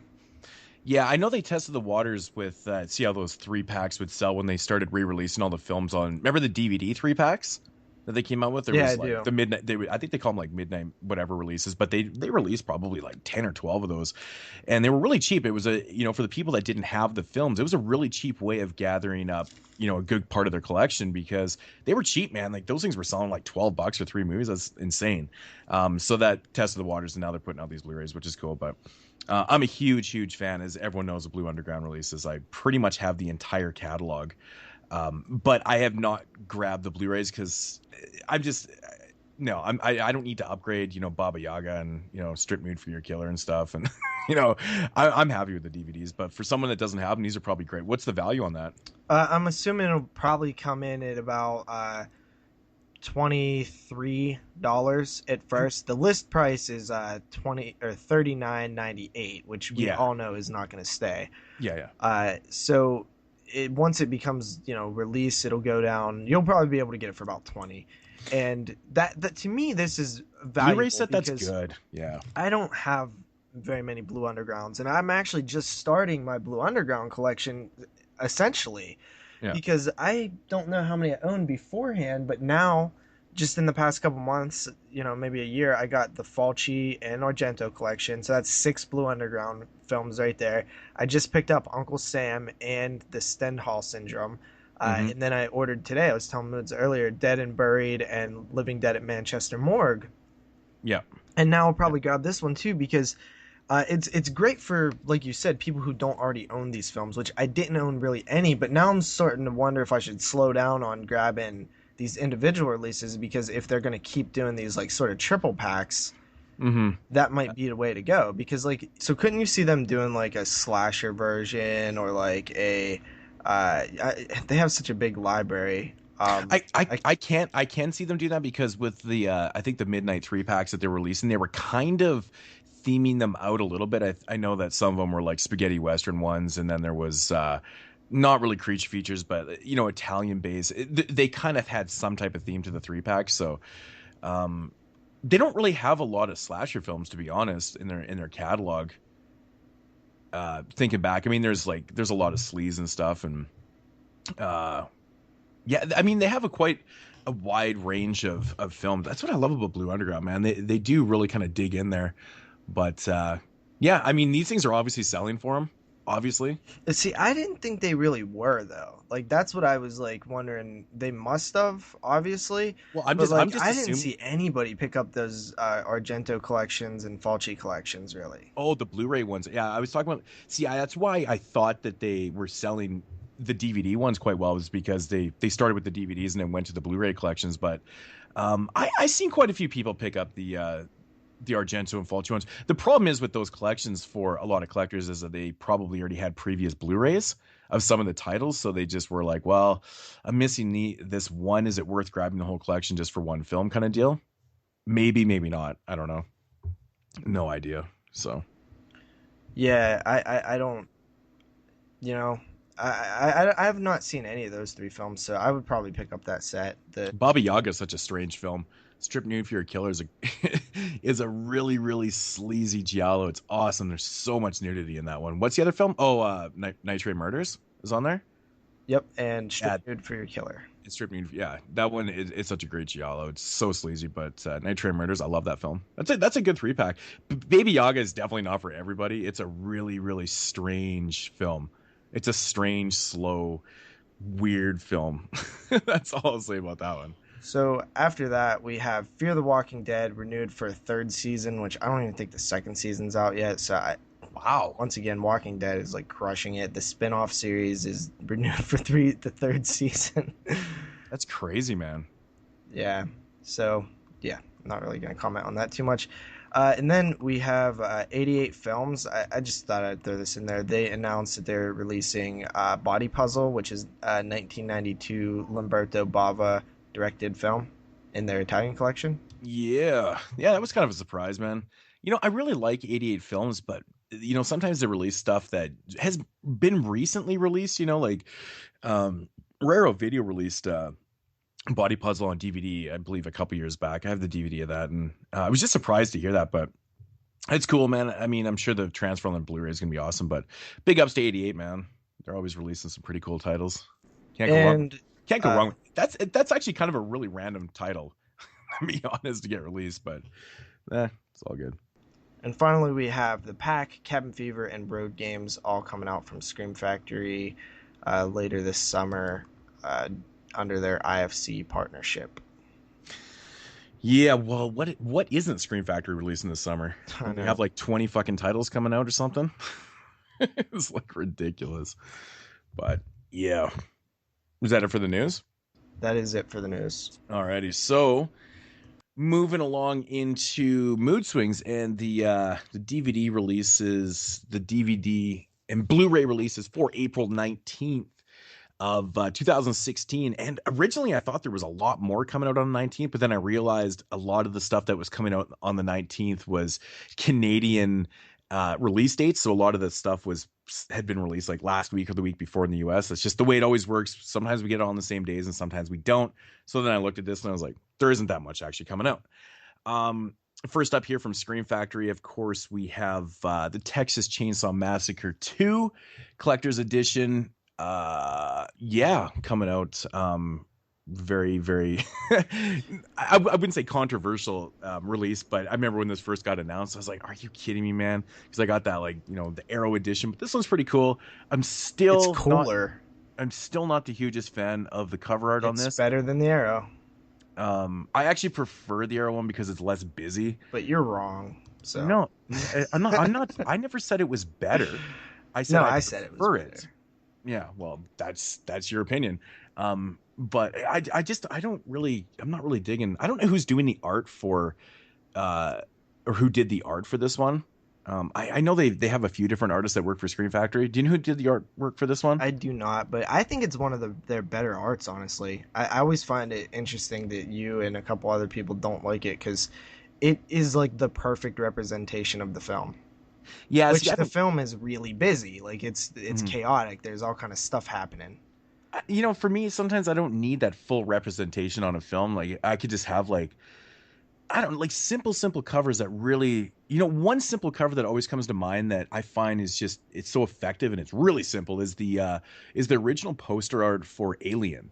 It's just like that egg in the middle of like space. Yeah, which represents the film perfectly because it's like it's isolation. It's just a single thing that ruins everything. Yeah, exactly. But it's just so simple, I mean, there's a lot of different cover arts. I also think that like I'm with you. Like every cover art does not have to be like that Scream Factory style. But because I know that's their MO, they take scenes from the film, they take images from the film, and then they display it in sort of a collage version. Like well, it's also based on the artist because this is his style. Like, I'm not sure who did this one, if it was Milner or whatever, because, like a lot of the earlier Scream Factories, they look very, very similar, right? Because it's done by the same artist. That's just his style of art. But they have changed up because I know they have a few different artists, but this one looks very similar. Don't they? They have two artists, maybe three. The color scheme on this one reminds me not fully of like the new Manhunter one and I want to say maybe Serpent in the Rainbow. Like it's there's certain colors that, if you put the three together, they're kind of in a way similar, but I don't know if they were all done by the same artist. So I'm starting to think maybe if Scream Factory has some type of influence, I don't know what's going on, but they're just busy. That's all I'm going to say. And I can totally see why people like this. I mean, who knows? Maybe it looked really good on a big poster. I don't know. It does look really good on a big poster. Oh, you have the poster, don't you? Yeah, I've had it for about 3 weeks. Oh, that's right. Yeah, cool. But yeah, I don't know. I just like the detail. Like you can see like the hand grenade down bottom and like all these different things, like the chili ball. Like I don't know. It's just like it's a fan's version of the art. Like that's what these are. These are not like this is not the art you would use to market the film. This is like a fan version of the art. This is like for the fans. And that's why I always like for the collectors. It's the collector's edition. Fans. Like I prefer honestly, like if I was gonna pick like between the two of like which one I like better, I would pick the classic Breakfast Club one. Mm-hmm. Yeah, see, I love that. That cover art's awesome because it always makes me laugh, man. It's great. Yeah, Texas Chainsaw Massacre 2, Blu-ray from Scream Factory. Next up here from Arrow, we're Region 1, North America is finally getting the release of The Stuff, coming out April 19th. I already thought this was out, but then again, I was probably thinking the UK one. I have the UK edition, but for the people that didn't pick up that one, this one now is available in our region of The Stuff. And I got to say, the transfer on this is beautiful. It looks really good. The Stuff it never looked better. Still makes me hungry every time I watch this film. It really does. Next up here is one I don't really know much about at all, being released by Section 23. It's a Japanese ghost story film. So here's our weekly ghostly. And it's called Yamishambi. Probably didn't nail that whatsoever, but it's classified as says Japanese ghost stories. So I'm assuming it's some type of anthology type film. Looks kind of cool. I mean, you never know what you're going to get with those type of films, really. And then we got, not really too sure who's releasing this one. Doesn't even actually say, but we got All Hallows Eve 2 coming That's out. been released for a long time, I thought. But this one says All Hallows Eve, October 30th. What is that? Trying to think back. Probably the release date. No, it's actually that's in the title of it. It's really strange. But yeah, and it's got cover. Talking about the anthology, the All Hallows Eve 2. Yeah. Yeah, that was released a couple months ago, I thought. It's strange, man. It's really yeah. It looks different though. It actually looks different. That was released in February. Yeah, this one says this title will be released April 19th. It says All Hallows Eve. October 30th is the title. So this is a different film. Oh, so you didn't know what you was talking about then. That's because I didn't notice the October 30th. Wow, this is very interesting. All Hallows Eve, October 30th, subtitled, coming out April 19th. Makes sense, right? Jesus Christ. So there's another All Hallows. Wow, this is getting really confusing, man. That's really strange. But anyways, that one is coming out April 19th, apparently. And then we got next up here from Sub Rosa. These have been released on Blu-ray. They were limited runs, and I think they were only limited to 50 or 100 or some crazy shit, like Sub Rosa always does with their Blu-rays. But they're getting DVD releases. First up here is called Gore Horror. I believe this is an older, probably shot on video film, long lost film. And Gordica is also getting a DVD release. So if you missed those Blu-rays the first time around, which I know they sold out super fast, yep, they're getting DVD releases, which I always assumed that they were going to put them out on DVD, and they did. So that's good. And they're cheap too. I think you can get these things for $10. Next up here is a film called She-Wolf Rising. Ooh, from Indie Rights. I doubt that's the actual label, but it looks really, really bad, I have to say. The cover, even the cover looks kind of CG'd and stuff like that. So I don't know, man. Does not look good. Doesn't look good at all. Yeah, never know with werewolf films, man, what you're gonna get. And then what else do we got coming out here? And that's pretty much it. I think we got a film. Oh, last one. Film called Classroom 6. Maybe this is from 108 Media. What is with all these fucking random labels this week? Crazy, dude. Crazy. 108 film. I don't know. Classroom 6. When the bell rings, it's time to go to class. Yeah, there really isn't a lot of releases this week, surprisingly enough. It's really kind of slowing down. I think that's kind of the calm before the storm. What is it? April, so May, yeah, June, July, August. I know there's just a shit storm of fucking titles coming out. So this is definitely the calm before the storm. So good time to save some money, I guess. But yeah. Yeah, right. Okay, I want to ask you something. When was German Angst supposed to drop? Did it this already week, I think? Did it drop this Tuesday, or was it coming out on the 19th? No, it was supposed to drop last Tuesday, I think. That's what I thought too, because it's listed in here as the 19th, but I swear I already talked about this. But the release date changed, I swear. Yeah, because we covered it last week, right? Yeah. and now it's listed on the 19th, so maybe it got pushed back. Probably. I don't know. I'm just so disappointed in that company right now. Yeah, because Whoever I did. took it That's why I for didn't. exploitation. Yeah, that's why I didn't say German Angst, but I was like, I swear we talked about this, and I'm like, it's actually changed itself on this site here to the 19th. So if it didn't drop, which I haven't seen anyone show it off yet, so maybe it didn't come out. German Angst quite possibly is coming out on the 19th. Also, we've talked about this many times. German anthology film, so yeah, so maybe it's coming out on the 19th. Yeah, not much this week for DVD and Blu-ray releases. So if you're trying to save money for the shitstorm, now's the time to do it. So, what is your release of the week? My release of the week is very, very obvious this week. If you had to pick up one of these releases, which isn't that many, you got to go with the Texas Chainsaw Massacre 2 from Scream Factory because it is loaded with features and apparently it has a really Good cover. good cover art. Yeah. No, it's honestly, a solid release. I have nothing against the release. I was just, you know, I was slightly disappointed obviously because I was being a like, jack off too. I was only messing around, but I honestly do hate the Arrow cover. Like that's the only thing that I didn't like about that Arrow release when it got announced a few years ago.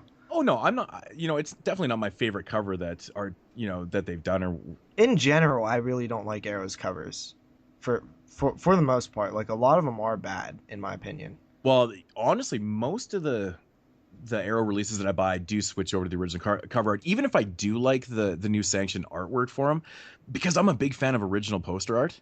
But I'm honestly I'm there with you. I'm not the hugest fan of a lot of the stuff that Arrow does. I find a lot of their new artwork is a little too cartoony Yeah. for me, and but again, it just goes strictly back to being old school. I love original cover arts and stuff. Like you just can't beat it, man. Those old VHS covers, it's great. So it's always nice that they include them. Yep. All But right. yeah, that's going to do it for the DVD and Blu-ray releases for April 19th, 2016, which happens to be my father's birthday, I just realized. Happy birthday, Father Moodz. Yeah, there you go. All right, so getting into voicemails and questions, I do believe that we have a few voicemails this week. Yeah, but before we get into like the actual voicemails, I just wanted to like absolutely just take a moment to kind of take it all in, honestly. Like the amount of feedback that we got this week was incredible, like both on YouTube and on the Facebook group. I think my Yeah. little rant really worked. Yeah, it was crazy, man. I was getting comments on the video on my channel from people that listen I've to the never show. commented either. They just don't comment. I mean, and it's it's natural. It's natural because you're listening to a long episode or whatever, not to comment stuff. That's fine. But most of the comments were, yeah, I've been listening to the show for this amount of time, and went back and listened to it all, blah blah blah. I'm like, wow, really really cool. But it was cool to see those first time commenters actually take the time to answer the question. That was very nice. So big ups to you guys for taking the time to do that. We really, really appreciate it. I think I got back to pretty much everybody that's commented. Maybe if you commented late last night, I probably didn't yet. But again, thank you. We really appreciate it. And it helps out. It really, really did help out. Yeah, I've probably seen maybe 2 people who said that they liked the idea of this splitting the shows, and then like another 3 who were sort of like impartial, and they were like, I do kind of like the idea, but it doesn't really matter to me. And then like a bunch who wanted it to stay the same. So, well, obviously we're going to keep it the same way that it is. But I really, really enjoyed the way that everybody kind of, really got involved and sort of really expressed their thoughts and opinions. Because that, honestly, like that was amazing to me. Like I was just like, yes, like this is exactly what I wanted out of this question. And to see like these long comments, I was just like blown away, and I was like, man, like this, if we could get this kind of feedback when we ask for like recommendations for a viewer's choice show, we would have been done with the viewer's choice show already. But we got literally 3 titles, so we are done doing viewer's choice, by the way. I'm not doing it anymore. And JP just made that decision solely on his own Yep. there, but I'm sure we'll be back with one in 40 episodes. But yeah, no, the comments were fantastic because they didn't just say, keep it the same and end the comment. It was, they kind of gave a little bit of insight to why they prefer the longer shows. And it seems like the consensus is very similar. A lot of people use it for passing the time, whether it be late at night or working or driving. If you live in a bigger city, you got longer commutes and things like that, and they prefer the longer episodes. And I'm with them on that too. So I feel it. Yeah, and I don't I don't particularly love the longer episodes, my personal self. But I'm gonna do whatever everybody else likes, and I do think that. God damn it, we do what we want to do, but we are listening to you guys. But I was like really interested in hearing people say like, oh, like that I went back and listened to all your shows, and one of the things that I liked was the news. Like you would mention something, and then it would get mentioned again like a couple months later, and then again and again, and finally we would see the outcome of that thing, and even sometimes it would go into a review eventually.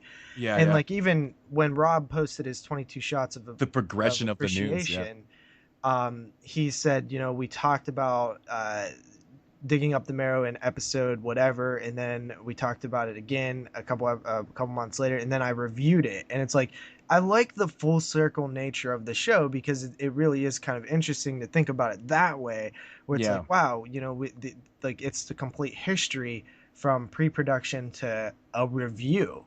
And just looking back at our episode 1, some of the things that were mentioned on that episode was the Jeepers Creepers 3. So that was on the first episode? Yeah, we mentioned Jeepers Creepers 3 on the first episode. That's right. Shots of Moodz and Horror. So to see that we're still talking about this regularly, almost like 2.5 years later, is pretty interesting. Also on that episode, we mentioned a Friday the 13th film. That's right, yeah. Trick or Treat 2 and Insidious 3. So Insidious 3, we mentioned it a bunch more times, and then eventually I reviewed it. So that's another full circle sort of thing.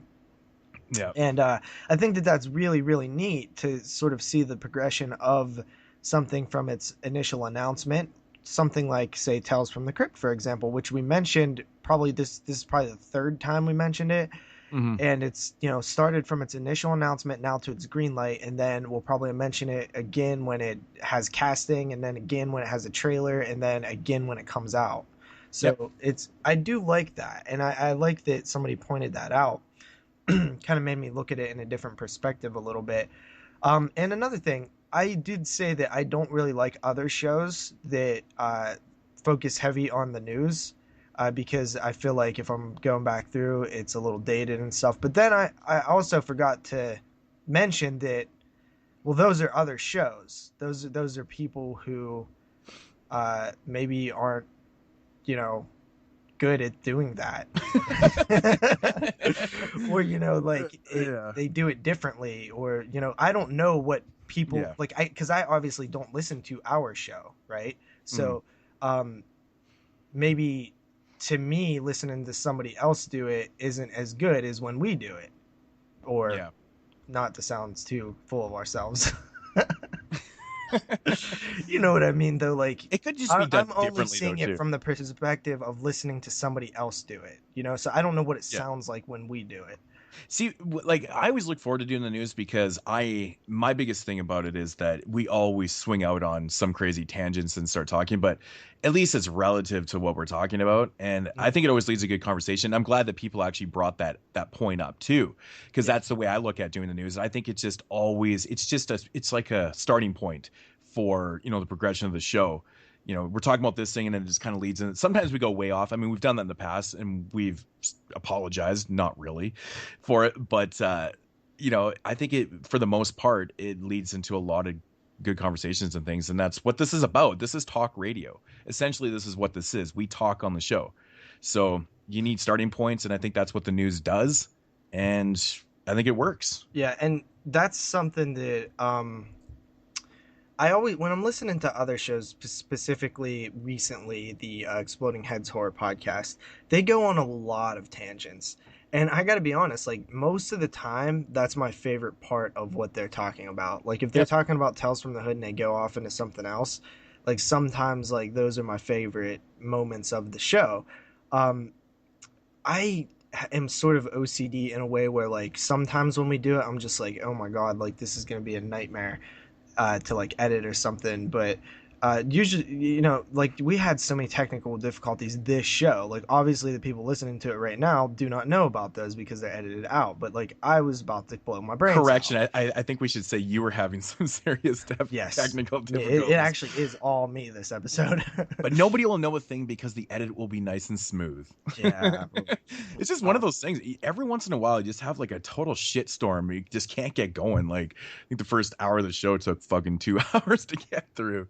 Yeah. That's hard. That's really hard mentally. But I don't know, man. I think the way things are going it's good. And again, I applaud the people that left comments. And I know there was probably people that wanted to, and they just couldn't get to their computer and type something up, Yeah. Or somebody, or they read like the mountain of comments and was like, yeah, they said everything I was going to say. I don't really have anything to add. I'm not going to just repeat myself.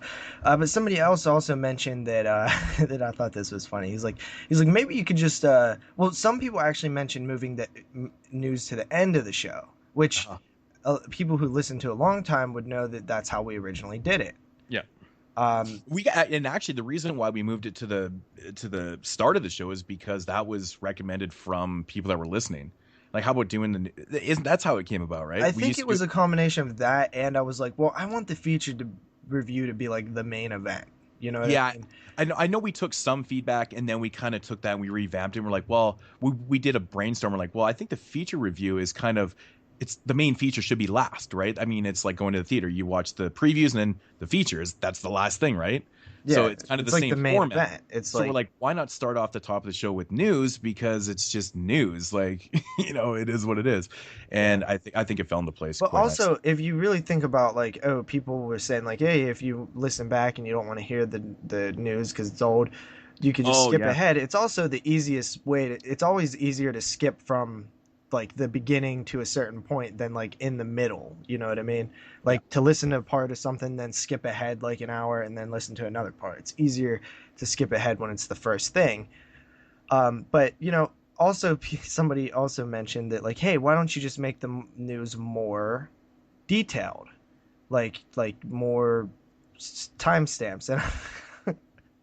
And it is a good recommendation, because in a perfect world, like, yeah, it would be better to do that. If you go back and look at episode 1, there's like 30 fucking timestamps, because I would sit there and meticulously go through and like mark like every time we talked about something differently. Now I ain't got time for that shit. So like that's literally the reason why it's now like 7 timestamps. Everything else is noted in the show, but the news. It's like, this is the news. You give a brief description of what we talked about, our daily something that happened, blah blah blah. It is what it is. Yeah, but even if you look back on like episode 1, like I noted each new piece of news, and then I noted like, for example, like when I noted when we got to what we watched, and not just the first review. I can't even remember, but I actually I do remember. That's crazy, actually. Yeah, and I also didn't only note when the time started, but I noted when that part ended. So from like 42 minutes and 17 seconds to 48 minutes and 4 seconds, we talked about video violence. Which was just, I used to go all out with these timestamps. It was crazy, but like I just can't do that now. Because look at this, for example, we didn't do thumbnails back then. So by the time it would take me to do the thumbnail would probably be the same amount that it would take to do the whole big timestampy thing. So like just adding something means you have to kind of slim down on something else, in terms of time. It's just everything. It's just life in general, though. It's just things get a little busier, and then you have to eliminate certain things to make time for it, right? So priorities, man. It's priorities. Yeah, noting every single thing in the news, it's not really that necessary. Like, I like the way you do now, the brief description of what we talk about and stuff, and then we go from 15 minutes to an hour and 5. That's the news, man. Yep. And something else that was different back then is we had the first show was 2 hours and 13 minutes. We had about 16 different films in what we watched. Holy shit. Yeah, so we used to go pretty hard, man. We were fucking motor mouthing it, man. Savages. But see, like, for example, like I talked about the Thompsons in episode 1. It took me 2 minutes and 17 seconds to review that film, or 2 minutes and 3 seconds. Was that 2 minutes too long? Yeah, I still haven't seen it actually, but I've heard everyone say it sucks.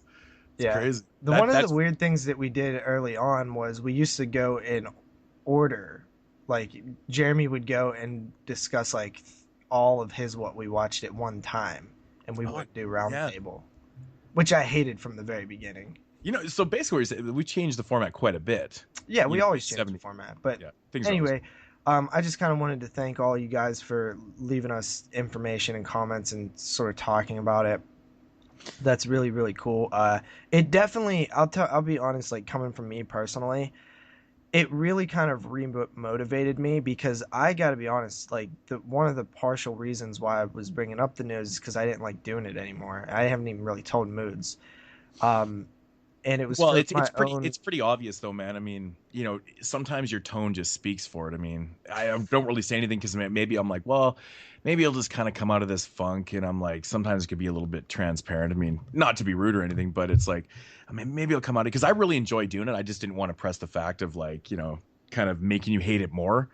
Yeah, well, also, I can see that you don't want to force me to have to do it either, because like Yeah. I actually have to go and get it. So you're just like letting me kind of do it however I want to do it, which is very nice of you and definitely like super awesome that you would care that much to just let me do it how I want to do it. Yeah. But yeah, I was that sometimes like I hate doing it, but other like never do I hate doing it. I hate getting it is what I'm Yeah. saying.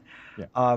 But it honestly did remotivate me. I was like, oh, like they actually like this. So like, and sometimes like guys, like as much as like it kind of sounds stupid, but sometimes like we need to be like patted on the head. Like we need to hear positive not if it's ingenuine. Like I would rather hear negative things. I would rather hear negative things as a stack of DVDs falls on the ground. Jesus Christ. I would rather hear negative things if they're honest, but I'm just saying like sometimes we need feedback in general to keep us motivated. Like I'm somebody like that. Like I'm really like that. Like if I'm not hearing anything in a while, like nobody's really saying anything, like it just gets me unmotivated. Like I don't want to do the show unmotivated. Like I want to come here and like get excited to bring new content weekly. But Yeah, if it's it's always. just we're going through the motions and nobody's saying anything, it's like, well, what the hell's the point then? I'll just mean you'll just not record it and talk to each other and have fun doing that. Yeah. Yeah, it's always nice to know that people are like technically still listening. Because I mean, if you're answering the questions, we know that there's, that people are still listening out there and caring. So yeah, and that's what it's all about Yeah. at the end of So the day. so So keep it up. Keep letting us know things. I mean, I got to be honest. Like I was super remotivated to like do all kind of different stuff. Like it kind of revamped my whole love for the show again. Just seeing all the opinions. So yeah, it definitely. I think it affected. I wasn't really saying much about it, Moods. Like I wasn't like messaging you about all the feedback and stuff, but I was like super jazzed about it, and it like really made me like super excited, like more than you Moods, or even they will probably even ever know. mm-hmm, mm-hmm. So thanks guys. Yeah. Thank you. Okay, so now on to the voicemails. The first one is actually related to the thing that we was just talking about. However, I'm not. This guy does mention that he I think listens in his car. So I'll play it and then I'll comment on it afterwards. What's up, 22 Shots? My name is Devin from Chicago. Calling for the first time. Been a listener since about October. Stumbled onto the podcast coming off of Moodz' YouTube channel, where I found some great stuff, great underground picks. And yeah, it's actually turned me on to a bunch of other podcasts, and it's kind of a thing I do now when I'm on my commute to work, because it's about an hour, 10 hour, 15 minutes. Great way to kill time and not exhaust my CD collection. So anyway, I'm listening to the Henenlotter episode right now, and I hear you guys talking about this debacle with the show length, some people trying to backtrack and not wanting to hear the old news or whatever. And I'm not sure if this is something that you guys used to do, or maybe it was just something that I saw on Moodz' channel or somebody else's, I don't know. Got a spotty memory. But anyway, I think the best way to go about it, because you guys are like the flagship horror podcast that I listen to, because I love getting the news, the Blu-ray updates, and the What We Watch segments all in the same place. Super convenient. And I actually don't know anyone else who does DVD and Blu-ray releases on a weekly basis. So, I actually don't either. yeah, I was thinking about it, and I think the best way to go about it would be don't split the episode up. Keep it all in one place. But just during the editing process or whatever, when you guys are finished, just timestamp the segments so that if people are watching, you can just say, at an hour 36 is when we go from, the news into Moodz segment or whatever else. I think just during the editing process or whatever, and then going back and in the Dropbox and the description link, just timestamp which segments are happening when, and that way, people can just skip along to whichever part they want to, or you can just listen to it front to back, easy peasy. But I'll probably be calling again later. I'm really stoked about this Henenlotter thing, especially that it's a back-to-back Henenlotter. Because that case is probably in my top 5 favorite horror films of all time. Damn. But yeah, keep on doing what you guys are doing. It's awesome. And talk to you later. Bye. Okay, so the first thing I want to say is thanks for mentioning all those great things about us. And second, request granted. It's done. Mm-hmm. So he obviously does not know because he drives in a car and listens to us, so therefore there is no description box in the car. But Yeah. He did say that he thought he's seen it somewhere, but he wasn't sure. And we've been doing timestamps since episode 1. Yeah. It's something that, and somebody actually did mention that they really appreciate that we do that because other podcasts don't. And the reason that I chose to do it from the get-go was because I hated when other podcasts didn't do it. Because remember, I've been listening to podcasts way before I started podcasting. And I used to hate that. It drove me insane. I would be like, I want to know what's going on the episode. Learn from other people's mistakes, man. Yeah, so I did. And I was like, this is something we're definitely doing. Mm-hmm. Yeah, it's a big help, man. It really is nice. If I go back into, check something out or whatever, it's just so nice to just hit that button. Yeah. And it takes you right. It's such a nice feature, but yeah. All right, thanks for calling. Don't let that. Yeah, thanks a lot, man. Yeah. From Chicago, of course. Do me a favor and go punch Jeremy in the face. So he said he had an hour and 15-minute commute to work. I was thinking to myself, I'm like, he probably only has to go about 4 blocks to work. Yeah. Fucking busy there, man. Super busy. Yeah. So next up, speaking of Jeremy, he decided to call in. All right. What is going on, everyone out there? I'm your 22 Shots of Moodz and Horror podcast. This is your favorite Jew, Jeremy, and I hope everybody is doing well and enjoying the show without my wonderful Jewish self. I call and give a little update about what's going on in my life. So I have been busy doing some PA work on on a Fox pilot here shooting in Chicago called Ubiquity. I've been working on that for the past week or so. It's been hard fucking work, 18 hours a day, but I'm making good money and I enjoy what I'm doing, and that's all that matters. So I really, really hope that I will have some free time soon to come back on to the 22 Shots of Moodz and Horror podcast and play some Texas Chainsaw Massacres and some Shankle Ankles and some Truthful Screams, because that is what's important in life. And I just have one question for the fuckers on the show. You are on death row. What would be your final meal? I think that's something we never really discussed before when we did, when we were planning to do our Shocker show, which will never happen. But I just want to know what your final meal will be. We all know JP will like some enchiladas and some tacos, but I'm just curious about what Moodz would like to have. Once again, everybody, this is your girlfriend, Jeremy, signing off, and I hope everybody's doing well, and hopefully I talk to you soon on an episode of 22 Shots of Moodz and Horror Podcast. I'll tell you guys later. Hope everybody's doing well. I'll talk to you guys soon. See you guys. Last mail. Well, first of all, congratulations, Jeremy, to your successful ventures as a 18-hour days. How the hell is that's a long time. Yeah, how you dealing with that, man? That's that is a long ass day right there. Wow. Well, my question is, why the fuck am I on death row? Obviously, said, Like, what did I possibly do to get on I don't death know. row? What did you use for your last phone in call? What, My last say it. phone in call. Because, phone. Yeah, that's an interesting question. Last meal on death row, I would have to go with lobster ravioli, a big ass bag of combos, and a case of Shock Top. That's how I Interesting. roll. So I would go with like the most amazing steak ever, cooked probably rare or medium rare. Rare is the way to go. Yeah. And I would probably get some cheese fries and fettuccine alfredo, and that Wow. would be my ideal last meal. Dude, that's filling, man. Fettuccine and cheese fries. Oh Holy yeah, dude! fuck!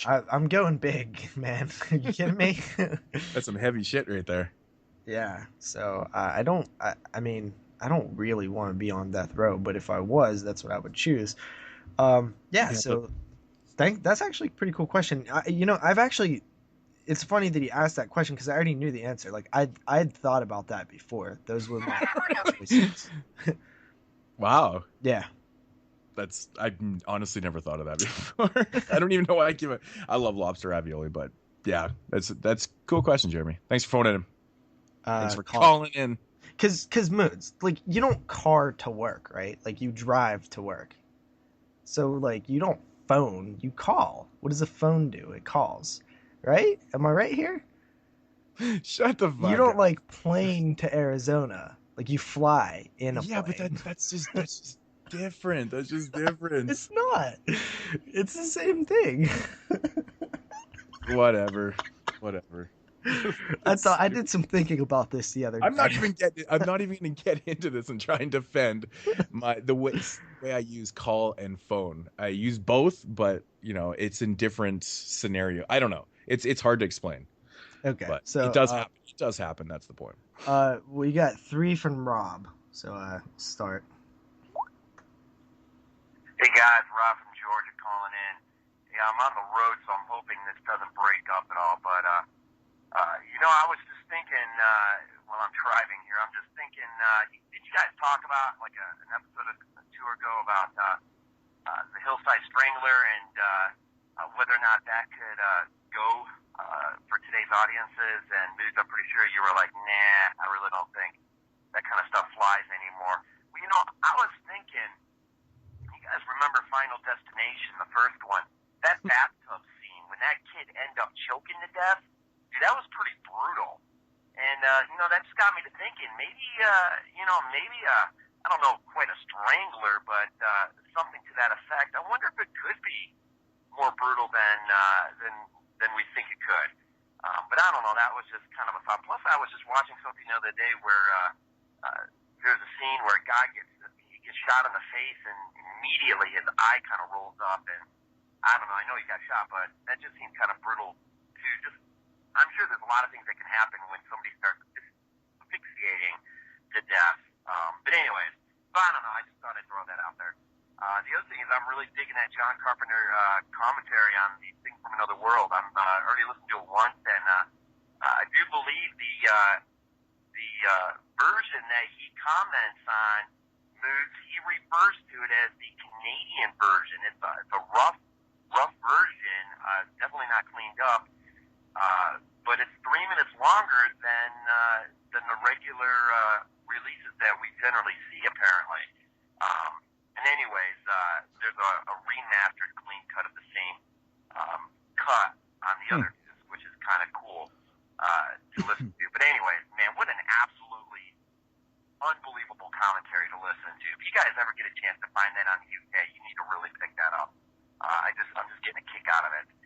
Tonight got a little haul. I think it was a happy birthday to me. I picked up the 1990 Night of the Living Dead remake, the Savannah remake, and Twilight Zone the movie, all for under $10. I thought that was pretty good.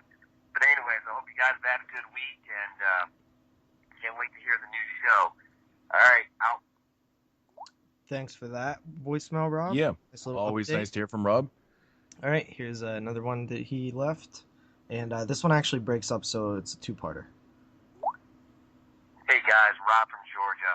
I know I already called once, but I thought I'd call in and just talk to that issue of the future of the show.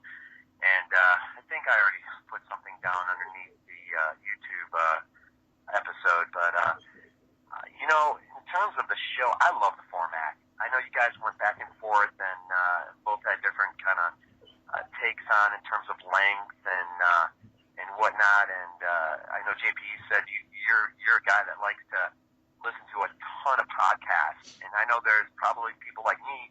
I really don't. I don't listen to very many at all. You guys, you're my main place I go to for information of this sort, and really I don't listen to. I mean, maybe in the Horrorphilia community, but outside of that, I really don't look looking for it. And because everything you guys do, it's what I need. It's it's great. And the length, 3.5, 4 hours. I mean, I think the main thing I'm thinking about is the show notes. The show notes are awesome because, it breaks everything down and, it allows you, if you go back, to the archives, all the way back to the earlier episodes, I mean, you can kind of just, listen to what you want to listen to. I mean, you just kind of look at the show notes and see, okay, this starts in a minute and a half in or 23 minutes in or, 2.5 hours in or whatever. And so, I mean, with the show notes, I don't know if there's a reason why you'd want to split the news off into its own little thing, because I'm the kind of person really, I mean, I may just because it's you guys, but really, I mean, if the news and everything is there, I'll listen to it there in the show. I don't know if I'll necessarily go looking for it outside the show, because that's the show, and that's, the show is made up of a lot of many different parts. So, I just wonder if the show notes in of themselves, ought to, I mean, I don't know if there's a reason to change the format at all or shorten it down. So I don't know. That's just a thought. I mean, sometimes I go back looking for certain things, and the show notes help, and with that as well. And sometimes, I'll just go to sleep at night and just put it on, wake up in the middle of it somewhere, and it's always kind of funny where it ends up, and because they're so long, and which is great. I love long things. I just absolutely love listening to long things. But I don't know. I guess that's my own little take. I love the shows the way they are. I think it's an absolutely incredible treasure trove of just cinematic knowledge, information. 70-some episodes now. And we're already talking about episode 100 and beyond, I hope. And you guys are just really putting together an incredible library of movie knowledge, horror movie. Sorry about that, guys. I think what I was just basically saying is that entire treasure trove of knowledge, I mean, you guys are building up a really incredible source. It's almost encyclical. It's like, I mean, it's just incredible into it, and I think I really enjoy it because anything and everything that I look for in terms of information is in one show. I mean, whether it's, the news, the coming DVD releases, and it is fun kind of to go back a couple years and listen to some of that stuff and see what's coming, what your thoughts are on it, the things you've seen, your thoughts on it then, and it is fun going back. And I understand, JP, I understand the other concerns in terms of there are other people that just like their things to be shorter for whatever reason. But then again, it just takes me back to the show notes. It just seems to me if those show notes are there and allow you to kind of break into the show wherever you want to break into, then you can. I mean, you don't have to start at 000 and push forward. You can break in, an hour and a half into it, or whatever piece that you want to listen to is there. And I don't think there's anything wrong with that. I mean, I think it's fun to listen from start to finish as well. But it's also kind of fun to kind of break in where you want to. And so, I don't know. I really don't know if I see any reason for it to change. And it's not just because I don't want to change. And, I'm kind of excited to see what you guys ultimately end up doing, because I know you're going to hear a whole varied opinion, I'm sure, from one side or the other. At least I hope you do. And I'm here. I'm pretty much here. I'm for the long term, guys. You do an awesome job, and I love following it. But those are my 2 cents worth, if it counts for anything. You guys have an awesome week, and we'll catch you later on. All right, bye. Okay, so first of all, I want to say that Rob is like he's kind of like the encyclopedia in a way. Like when he does his videos and he's like, on episode 22, they first mentioned, I love that. I get all excited. I'm like, oh shit, like this is like historical. It I like feels like a big deal. I like watching those too because I'm like, wow, that was in episode 22. I'm like learning from him. Yeah. Yeah. It's really cool. And something funny that when Rob was talking, I started thinking about. I was like, he mentioned that the show notes and stuff, and I'm like, it's kind of ironic that the whole thing about us talking about me personally talking how everything is dated whenever all the news is dated, I in turn created this huge conversation that lasts like an arc of like 2 episodes in which will be completely irrelevant and dated in like 3 weeks. That is ironic. Yeah, that really is actually, but it essentially helped though. It's good conversation pieces. It got people involved, and that's what we're trying to do. And yeah, I mean, can't ask for any more than that. Yeah, I'm happy. I think I'm very, very satisfied with the outcome of this. So, I mean, if nothing changes, I mean, it theoretically did change something. It changed JP's mind, I guess. Yeah, no, it did. You're absolutely right, because I was even going to say that myself. I'm like, yeah, technically it didn't change anything format-wise on the show, but it did change my mood about, for one, I was relieved a little bit because I honestly didn't know. Like, I was like, maybe these are dragging on too long. So to know that they're not, that one excites me and makes me happy. And two, it made me realize like, hey, people actually want to hear the news. So like that gives me a reason to go get the news and talk about the news. So, that's another thing as well. Like I was worried that like maybe like not many people really cared for it. But I even saw a few people say that was their favorite segment, which is cool that like all of our segments are somebody's favorite segment, except for the Corners Report. Nobody really cares about that. That's fucking bullshit, man. Somebody actually even commented and said they end up subscribing, or did they say they subscribed to Rue Morgue? Or trying to get Rue Morgue. I didn't see that, but I was because they love the Corners Report, and that was they didn't know about Rue Morgue magazine until I started doing it, and then they kind of looked into it and like, oh, this is actually pretty cool. So yeah, I think Rue Morgue should just start sending me this shit for free now. I know, we need to get sponsors. Damn it, that would be fucking awesome. I think it started out because it was Rue Morgue magazine is put into the horror blocks. And someone had asked me if I subscribe to Horror Block, and I said, well, not really, because it's not worth it for me. These $20 subscriptions turn out to be like $45 or something, for shipping and conversion, all that other bullshit. Plus, I'm like, they have Rue Morgues, and I have a subscription to it already, which is basically cheaper than that. Yeah. So, it's just really not worth it for me to do. I love the idea of Horror Blocks and stuff. It's just not for me at the present moment. So the final thing here, thanks Rob for the input. Like you are definitely top homie in our book in terms of like listeners and friends of the show, which like I never will probably use the word fan. I don't really like that word, so I don't really say it that much, but I consider everybody sort of like friends and listeners, like that's, friends of the show. Yeah, so you are the shit. We used to have a really good homie named Brandon, but unfortunately he's like big timing us now. So, oh yeah, he's working too hard trying to up us on the top 10. Yeah, every week Brandon, and not every week, but like he'll say something like, "Hey, when you guys recording?" I'll be like, "Today at like 4." He's like, "Hey, can voicemail still be done?" And I was like, "Yeah," and then he never calls. Has Brandon called in? Nope. Has he called in and left a message? He hasn't Not since he's been big timing us. I thought so, man. I was actually thinking about that the other day, oddly enough. And I was like, I'm not sure if he's called in or not since he started doing his own show, but go fucking figure. And I mean, obviously, Dave just doesn't have the time because he's part of like 400 podcasts, but yeah, it makes sense. But Brandon, where are you at, man? Well, Brandon was such a regular caller, and I believe he was he might have been our first caller. Could have been. I know Brandon works like 4 hours a day. He was one of our first phoners. Is that how you say that? No, what the fuck, phoner? No, that doesn't. See, now that is a perfect. That's a perfect scenario where you don't use the word phone. Probably our first caller, of the show. But yeah, Brandon, come on, man. You work like 4 hours a day. You watch a couple films. You guys don't do franchise shows.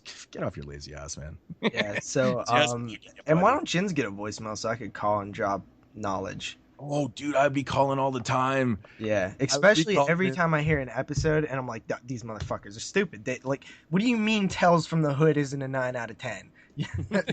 Like, you know, I would be calling in left and right. But yeah, so thanks. We got one more voicemail here. First time caller.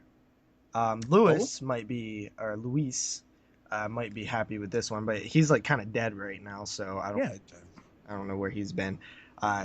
Yeah, so I'm gonna play it. Hey guys, so this is Jill from Facebook. I'm Moodz, fellow Canadian calling in. I'm a big fan of you guys and the show, of course, as you already know. After listening to like all your episodes, I finally worked up the courage to call in. I'm going to keep it short and sweet. I just want to know what's your favorite show you've recorded so far and why. Some of mine have definitely been the Masters of Horror episode, the Halloween franchise review, the Battery review, and the top 10 of 2015 when Dave and Brandon guest starred. That one was really great. But honestly, I love them all. So thanks, guys, for hours of endless entertainment. It's been fun going through the back catalog and catching up. So keep killing it, and this is your Canadian horror guru saying, love you guys. All right, Jill calling in. Thank you, Jill. She's been a big supporter of my channel and the show ever since, I think, forever. So that's pretty cool to hear your voice. Awesome. Thanks for calling in. And she even said call in. I'm a first-time caller. Yeah. So she didn't say phoner. And she's from the foreign land of Canada. Come on, JP. Okay, so one thing is I you know, like, this feels like this should have been like a listener appreciation episode or whatever, because like I was thinking about this all week, and you know, after seeing all that feedback and stuff, it's so cool that like I get to know the people that listen to our show. Like I know Joanna, like her first episode that she listened to was Necromantic.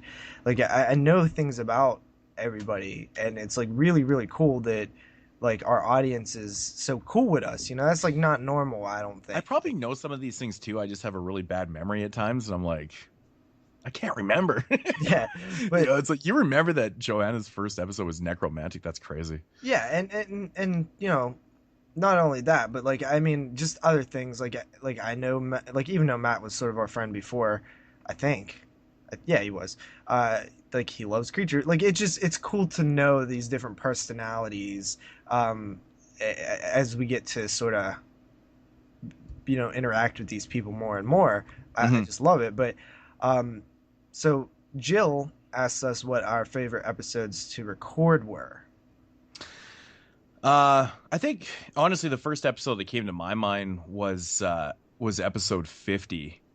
And the reason for that being one of the funnest episodes was because of all the time and effort that we put into that show. I think it turned out quite well.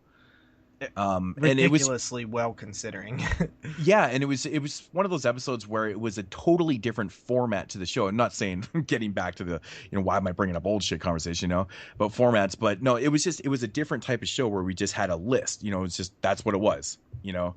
And I thought it was a fun episode. It was a big change up, and I really enjoyed doing it. One thing that I remember about that episode is I felt like you and Jeremy, for one, thought I was crazy to really start doing this, but also had no idea how it was going to work, where I saw this like clear like vision. Well, that was how I wanted it to work. That was my issue with episode 50, is when we kind of conjured up this ridiculous idea. At the time, I thought it was ridiculous. I was like, this is not going to work, because we're just going to get so much hate on this, blah, blah, blah. And it wasn't even about that. It was just more of even accomplishing the goal. I was just like, this is going to take a lot of effort, and I didn't really know how we were going to do it. So I wasn't that excited until you got the ball rolling and you had this, you know, certain method of how you wanted to accomplish ranking these films. There was a system that you had in your mind, which, you know, ultimately I thank you for that, because I would have never thought of that. I would have done it the hard way. Like I learned everything the hard way in my life. So I would have learned from that episode, because it would have been a total failure and disaster. But I think thanks to your idea and your structure, that it worked out quite well. And it made it fun to do all the pregame on that. We spent hours and hours going through recorded all that. And that was a regret that we had, because I remember we had this amazing discussion. I think was The discussion could have rivaled the episode, probably. yeah, this discussion that we had on Carrie and why it was such an influential film was an amazing conversation. I think that conversation that we didn't record was probably better than, well, we didn't elaborate on that conversation that much in the show because there was a time constraint, because going through 50 films, I mean, ultimately that show could have been 7 hours Carrie long for a half hour. Yeah, and preparation. Yeah, so it's insane. Like some of those films in the 50, like you only got like 2 to 5 minutes of us talking about them, but we literally like discussed them like 50 minutes for certain things, like in the weeks leading up. It was one of those weird moments too when we were talking about it, because it was like a moment of clarity. It was like, wow, I never even thought about that. We just kind of rang off some ideas. Especially Carrie was a big one. Yeah, how did like Carrie all of a sudden become such a big conversation piece? And that was cool. So that's part of the reason why I love doing that episode, because I realized things discussing them, and we talked about films and just learning that whole process from you, and I was like, that's really fun. And then ultimately doing the episode again. Yeah, and then ultimately doing the episode, it made the episode so much more fun to do, because I was really excited to get the list out there to people and show them what the number one was and like how we did it. And so it was an episode that I'll always remember doing. So yeah, my personal favorite, like if I had to pick one favorite, it would be the episode 68, which was the top 10 of 2015 with Dave and Brandon. I had a lot of fun with that episode in terms of like my enjoyment of recording. But probably my favorite episode is episode 50, and my second favorite is Masters of Horror, which I really, really enjoyed as well. Yeah, that was fun. That was a fun episode to revisit all the films. I had a lot of fun with that, which I'm really surprised that we haven't scheduled Masters of Horror season 2. I know people have asked about it. It's happening. It'll happen. It'll happen before episode 100. Yeah, we'll definitely get to that, and because that's something that we're both looking forward to doing, and I wouldn't mind getting someone else on that one too. I think it would be fun, to have a guest host on that definitely. If you want to, I mean, it doesn't really matter, but it'd be a fun one to do. No, I feel like certain episodes, like nothing against you or me, but I feel like some episodes need a third person. Like they flow better with a third person, just because they're bigger. Like you want more opinions. Unless of course it's Kyle on the show, and then he fucks everything up. Well, yeah, Kyle sucks. Fuck Kyle. Ah, shit. He's never gonna listen to this episode anyways, so fuck Kyle. Yeah. No, that's why I feel like I get no, I feel that too. I like the, especially the longer episodes and things like that. More of the franchises and things like that. It's always nice having that third opinion and just kind of bouncing around, especially somebody that really kind of rivals yours. Yeah. So. All right. So thanks for calling in, Jill. Yeah, that was awesome. You picked some good episodes too. She said Halloween, The Battery, which was honestly one of my favorites as well. Definitely one of my favorites. I love that Battery episode. Because remember how surprised all of us were after we watched the film? We're like, wow, that was a really fucking good movie. So yeah, it was fun. Yes, absolutely. All right, so yeah. Is that it for voicemails? That is it for voicemails. I think you did say that was the last one. So, okay. So moving along in mood swings, and I guess we kind of did listener feedback, and we don't really got a knowledge segment this week. So we'll just jump right into the coroner's report, courtesy of Rue Morgue of Weird Stats and Morbid Facts. This particular one is coming from issue 120, March 2012, and it has Father's Day on the cover. I love this cover. It's great. It's great. Real bloody and awesome shit right there. Yeah, it's getting to the point with these coroner's reports that I probably should have noted these and wrote them down, because I had no idea what I have, read off in the past. And I don't want to be that time where it's like, holy shit, you read that one already and there's like thousands to choose from. That's a little embarrassing, right? Yep. Anyways, we'll get into this one. John Carpenter was considered to direct The Exorcist 3. But as he explains in John Carpenter, Prince of Darkness, which I believe is a biography, he was ambivalent about the script primarily because it didn't have an exorcism. When Blately was resistant to adding one, he stopped pursuing the project. That's not like Carpenter to just pick a random sequel to be like a sort of director for hire. Yeah, it's interesting. You know, he kind of looked at the script and went, "Wow!" Like, has he done that? He's never done that. No. You know, that's why I thought it was quite interesting. Just reading back on that thing, I'm like, Carpenter was considering, but it said he wasn't considered to do it. It said that he was considering. So Carpenter, I guess, has that type of pull. And it's interesting he turned it down because there was no exorcism. Maybe Carpenter at that point in his life wanted to do something like that. He was really looking forward to, you know, maybe doing exorcism. I don't know. Pretty interesting, actually. That is interesting. I should probably read his biography someday. I mean, since it was stated in there. Yeah, but come on, dude. You act like you have time to read. Yeah. All right, so that is going to conclude Mood Swings. Yeah. Awesome stuff. So, moving along into what we watched this week, and what do we got? We're just doing segments. Segment show. Do you want to go first this week? No, you go first this week. Okay. Yeah, so of course my segment this week is going to be my Italian Stallion of the week, which thank God I actually did watch an Italian film this week, or even had time to watch films this week. It was busy, but this one is coming from what year? 1972, and this is like a long lost giallo film. Recently released by Code Red, and it's one I had actually thought I'd never heard of until I remember I kind of did a little bit of research on it. I'm like, oh, I know this film. I remember coming across this film on bootleg sites, and it was a heavily bootlegged one, not heavily bootlegged, but bootlegged anyways. And it's called Eye in the Labyrinth. So from 1972, directed by Mario Canaio. I don't know how to pronounce this guy's last name. It's really, really strange. Basically what this one is about, it's got a really simple premise. It's about this girl named Julia. The film starts out with her sleeping. She's having this dream of her boyfriend and psychiatrist. She's kind of seeing this guy, and she's having this dream of him being murdered. And it seems so real after she wakes up that she kind of goes to investigate, because it turns out that he has actually disappeared sometime in her sleep, I guess. I don't know.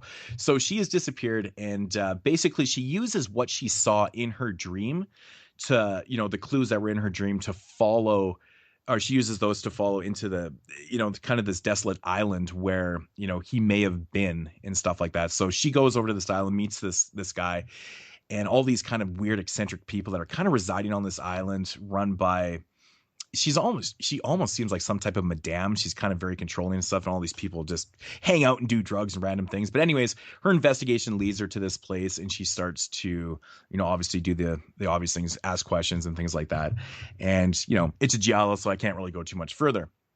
So my thoughts on the film is, this is it's not a very complex giallo at all. It doesn't have a lot of body count in it. Like I said, the movie starts out with a murder, and it just gets into a lot of kind of almost paranoid scenes involving Julia that, ultimately by the end of the film don't really even matter that any of this happened, because essentially this one is ultra predictable. This is probably one of the most predictable giallos I've ever watched. There's a lot of nonsensical kind of things that are happening in the film, and things that don't really make a lot of sense to a point. And what I mean by this is that there's no police investigation in this film. It's more about her investigating. But the biggest issue with this film is the script, because you ultimately know exactly who the killer is within like the first 15 minutes of the film.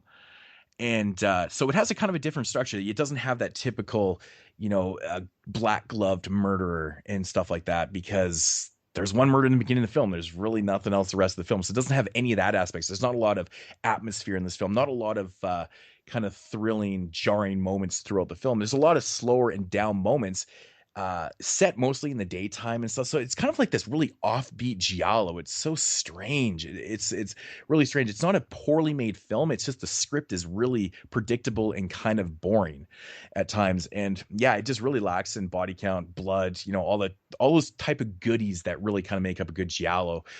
Shot quite well. I was surprised about the locations and things and set pieces that they used. But not really a whole lot to say about this one. I think it's too predictable. For a giallo, I mean, if you're gonna have a predictable outcome in a giallo, that's really not good. You shouldn't. What makes a great giallo is the mystery. You shouldn't be able to pick out who the killer is in the first 15 minutes. That's ridiculous. I can't even remember the last time I watched a giallo and figured out the killer that early in a film. So ultimately, I was very disappointed with this one. There's not really a lot going for it. There's not a lot of memorable things, and I just didn't really care for it a whole lot, man. I'm going to give this one about a 4 out of 10. It's just going to have to pass on this one, even though I was really looking forward to this because it was so obscure. It's just not a great film. It's not a good giallo whatsoever. So, damn, son. I know. I was 4 out of 10. fucking so mad with this one, man. I was like, it's not good. I mean, really, a predictable giallo, isn't that like probably the worst thing you could ever have? Yeah. They're a murder mystery. Yeah. It's a mystery. You should be able to pick out the killer in the first 50 minutes. That's big downfall. But I mean, ultimately, but it didn't have a lot most of them sort of like very like don't make sense. Not really. No, there's a lot that really do. I mean, this one, it's more straightforward, but it's funny because when the reveal happens and you think back into the film, you're like, why did that even happen? Or why did that scene happen? Like, that doesn't even make any sense. Obviously, it's stuff to kind of jar you one way, to lead you away from the predictiveness of of the outcome and stuff. But I don't know, man. This one just ultimately didn't work. There's no substance to it at all. It's just so predictable. It's bad. It's bad. Eye in the Labyrinth. Don't recommend it. Not great. All right. So with that said, we will be doing a Horror 101 this week. Horror 101 is where I review a documentary. Sometimes it's about a movie. Sometimes it's like behind the scenes. Sometimes it's about something that's not movie related. Like I guess the fucked up kid in Amityville was still movie related. But, it could be anything that's kind of horrific. This time it is Something to Scream About from the year 2003. Have you seen this one, Moodz? Something to Scream About. Yeah. I don't think so. Okay, so this one is a low-budget documentary on Scream Queens. Actresses who are horror stars. They don't really have the... You can tell it's low-budget just by the list of people that they got. Some people are more known than others. Like, you have a lot of B-movie stars in this one. Not your, like, Jamie Lee Curtis's of the world. So this is basically just a documentary of a list of, I think there's 8 to 10 Scream Queens. Brink Stevens is the host. And it has people like Felissa Rose, who, obviously most known for Angela in Sleepaway Camp, but has done a few other things along the way, like Satan's Playground and what was the other one she did? Nikos the Impaler. You have Julia Strain, Debbie DeLiso, Judith O'Dea from Night of the Living Dead, Debbie Rochon. So there's a few people here that have name value in horror, but like it's not the main ones you think of when like Linnea and all the other Scream Queens that are really popular. But I will say that kind of gave this one a different perspective because they sort of are self-aware. Like most of them are giving it to you straight. Like it's not sugar-coated. Julie Strain was my favorite in the documentary. Like I was not very familiar with her. Like I didn't know anything that she really did. But after, looking around, like I saw that okay, she did like a lot of like smutty stuff and a lot of like softcore stuff and some horror stuff. But mostly it's like, she did like the hardcore, like just not hardcore porn or anything, but like she's like done like Penthouse and like something called Erotic Dreams and it mostly just like the smutty stuff. Yeah. But she was really goddamn cool in terms of like, she just was straight honest and, she talked about her plastic surgeries and she talked about her how she's tired of doing this and that and she can only be naked so many times doing the same thing. But she was really honest and I really really liked her. And then you had people like Felissa Rose who talked about like nudity and how she's like uncomfortable with her body, so she never did nudity, but if like since she wants to act and granted, this was made in 2003.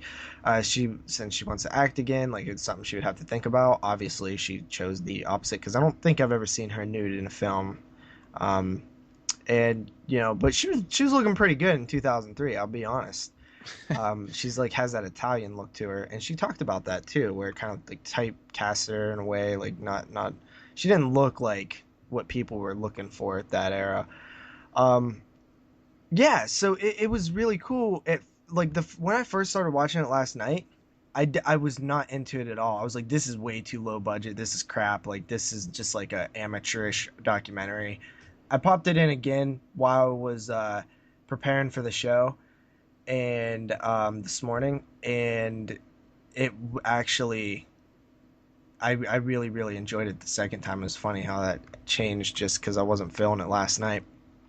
Yeah, it's cool. It's cool. It's super low budget. Like they don't show like barely any clips to movies. They show like still shots and like obviously they didn't have the rights to like anything. Yeah, I was gonna say. Yeah. So that could have definitely improved the quality of it had they had more footage.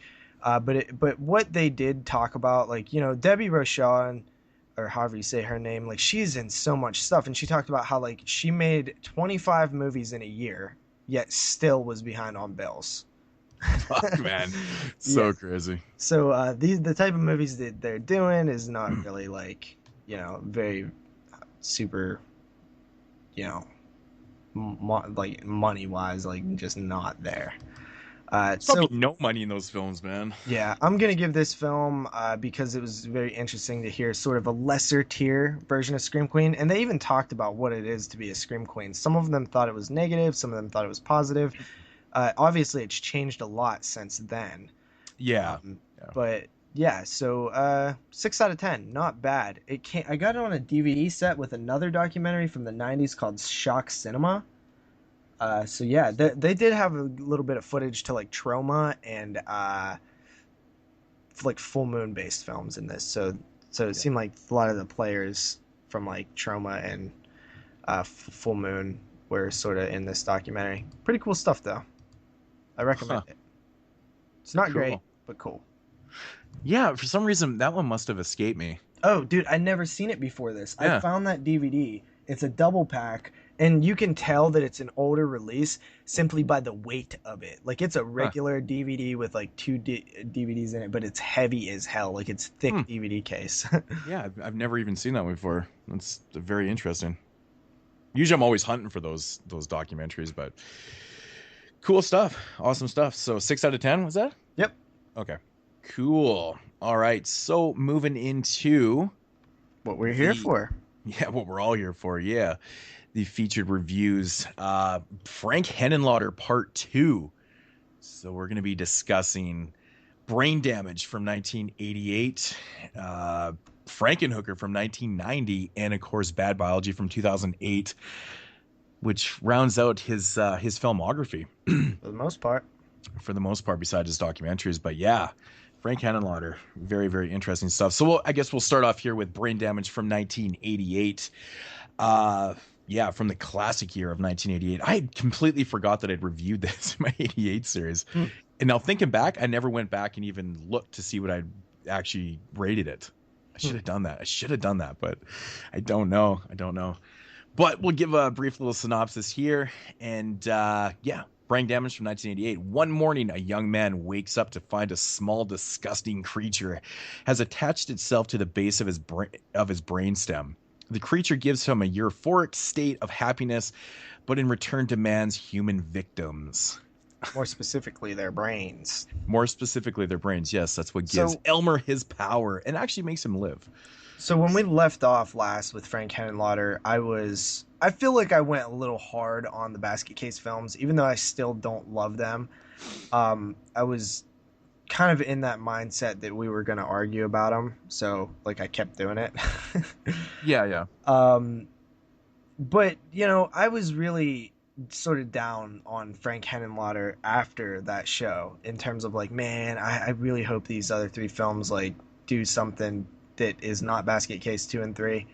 And starting off with Brain Damage, I was very pleasantly surprised that it was not Basket Case 2 and 3. Well, it's interesting. This is Frank's sophomore effort, which comes, roughly 6 years after, Basket Case. The first thing you notice about when you pop in Brain Damage, and compare it to Basket Case, there's so many similarities between the two films, but it's the production value is so crisp and really good. Like, Frank had really kind of stepped up his game visually. I mean, the cinematography in all of his films is quite well done, but this one just, man, it feels exactly like, Basket Case in a way, but it's like a totally different type of film, with social relevance, really. It's quite interesting that he took this route. So what exactly are your thoughts on this one? Well, I honestly very much enjoyed it. Like, I at first when I watched it, I almost feel like I do need to watch it again, because this was probably the worst one to watch first, like the day after we recorded the last show, because now it's like a little foggy in my memory. But the first thing that I remember happening, where I was just like, what the fuck? What, like, did I miss something? What is going on here? Like, there's a scene where he's just like staring up at the ceiling, and his light resembles that of an eye, and then there's like this blue liquid. I'm like, what in the hell is going on? Mm-hmm. You know what I mean? And I didn't know if I missed something or if the movie was just going to be weird. Yeah. And I think the movie's just weird. No, I mean, you might have, because that's when he starts tripping out there, because I think at that moment in the film, basically how the film starts out is Elmer. He's like this little parasite creature that escapes his previous owners in this apartment building. They've been holding him kind of captive in their bathroom and feeding him lesser brains. See, Elmer lives off of, human brains give him full power. And, that's where he really excels in his life, is human brains. But his previous owners were feeding him like animal brains, and it keeps him alive, but he just, and it keeps him fully charged of the drug. It's in a lesser state. Yeah, he's in a lesser state, but it keeps him fully charged with his drug, which these people feed off of, right?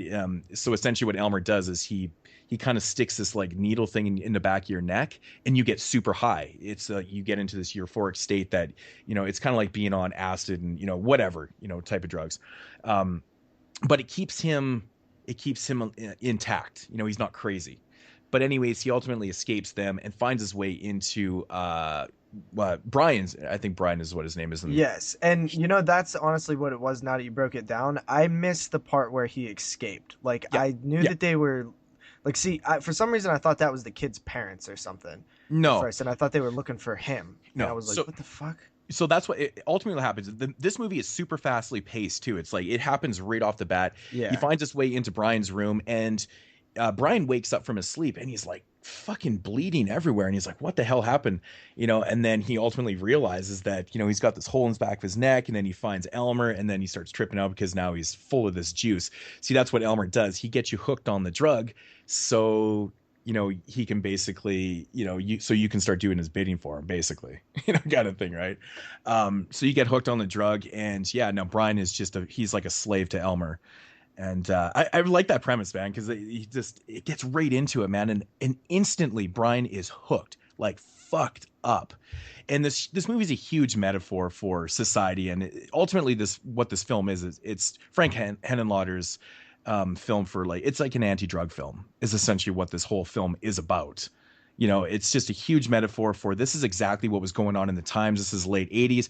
People were getting massively hooked on drugs and super fast, and that's, Frank really shows it in the pacing of the film, because it's instant, man. You get this brief little glimpse of who Brian was.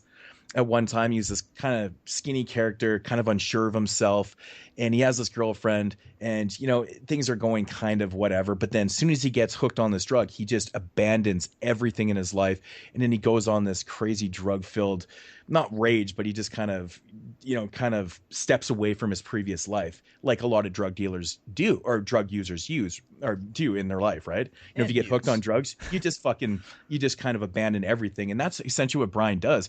And the whole film is just Elmer really feeding off of Brian's being subdued to him. And there's a lot of scenes in this film that are just fantastic, man. Really, really good. Well executed. I love the effects in the film, too. I think Elmer looks fantastic. There's this one scene that this film is mostly noted for. you know, that a lot of people do walk away from is where Brian meets this girl at this nightclub and they're kind of making out in the back and stuff. And she goes down on him and it's like, she's like sucking off Elmer and, you know, things happen. Oh yeah. That I was like, oh damn. It's a great, but it's a perfect scene and it's well thought up by Henenlotter because that's what Elmer feeds off of, brains. Why not have her sucking it like a dick? And then he just goes for it. Rips her brain out. Absolutely. I think it's a great scene. It's a great scene, but you know, ultimately this movie to me, rewatching it, man, I was like, I'd like to go back and actually, you know, like I said, note what I'd rated this film because this is, in my opinion, Frank Henenlotter's best film in a lot of ways because not only is this film, it has a really simple script that has a lot of social relevance even today. I mean, let's face it, there's a lot of drug use in the world and a lot of anti-drug campaigns and things like that, but he does it in a certain way where you can take it for one thing, oh, it's a creature feature, blah blah blah, but if you look at the relevance of what he's really trying to do, and it's of the times, but it isn't, it's still relative today. And I love that about this film. He showcases it so well, like the destructiveness of drugs and how society and how the government, you know, there's a lot of different metaphors in this film for. Yeah, I was actually very surprised with that aspect of the film. I was like, okay, I see what he's doing here, especially 1988, which is like a big time in drug culture. Yeah. And you know, just seedy areas and all these different like issues socially going on at the time. Especially the way he sort of you know, this film kind of, and I wonder if Ryan Nicholson might have took influence from this, but it kind of reminds me of Hanger, but I guess Hanger kind of reminds me of this a little bit. Yeah. Not necessarily in like the over the topness or anything, but just the seedy underworld feel to it. Yeah. But he capture it so well, you know, like this is what happens when you get hooked on drugs, you just go AWOL. Yeah. You know, like I love this scene where like it's one of the first scenes right after he gets totally hooked on Elmer's juice is where he goes to this junkyard and he's just tripping balls, man. He's just like having a great time and shit, right? And then Elmer attacks that security guard and shit. And, like it's just, that's the type of scene that captures it so well. It's like he has no idea why or what's going on with this Elmer character, right? He doesn't even find out until 2 or 3 kills later in the film. Yeah. What he's doing for Elmer.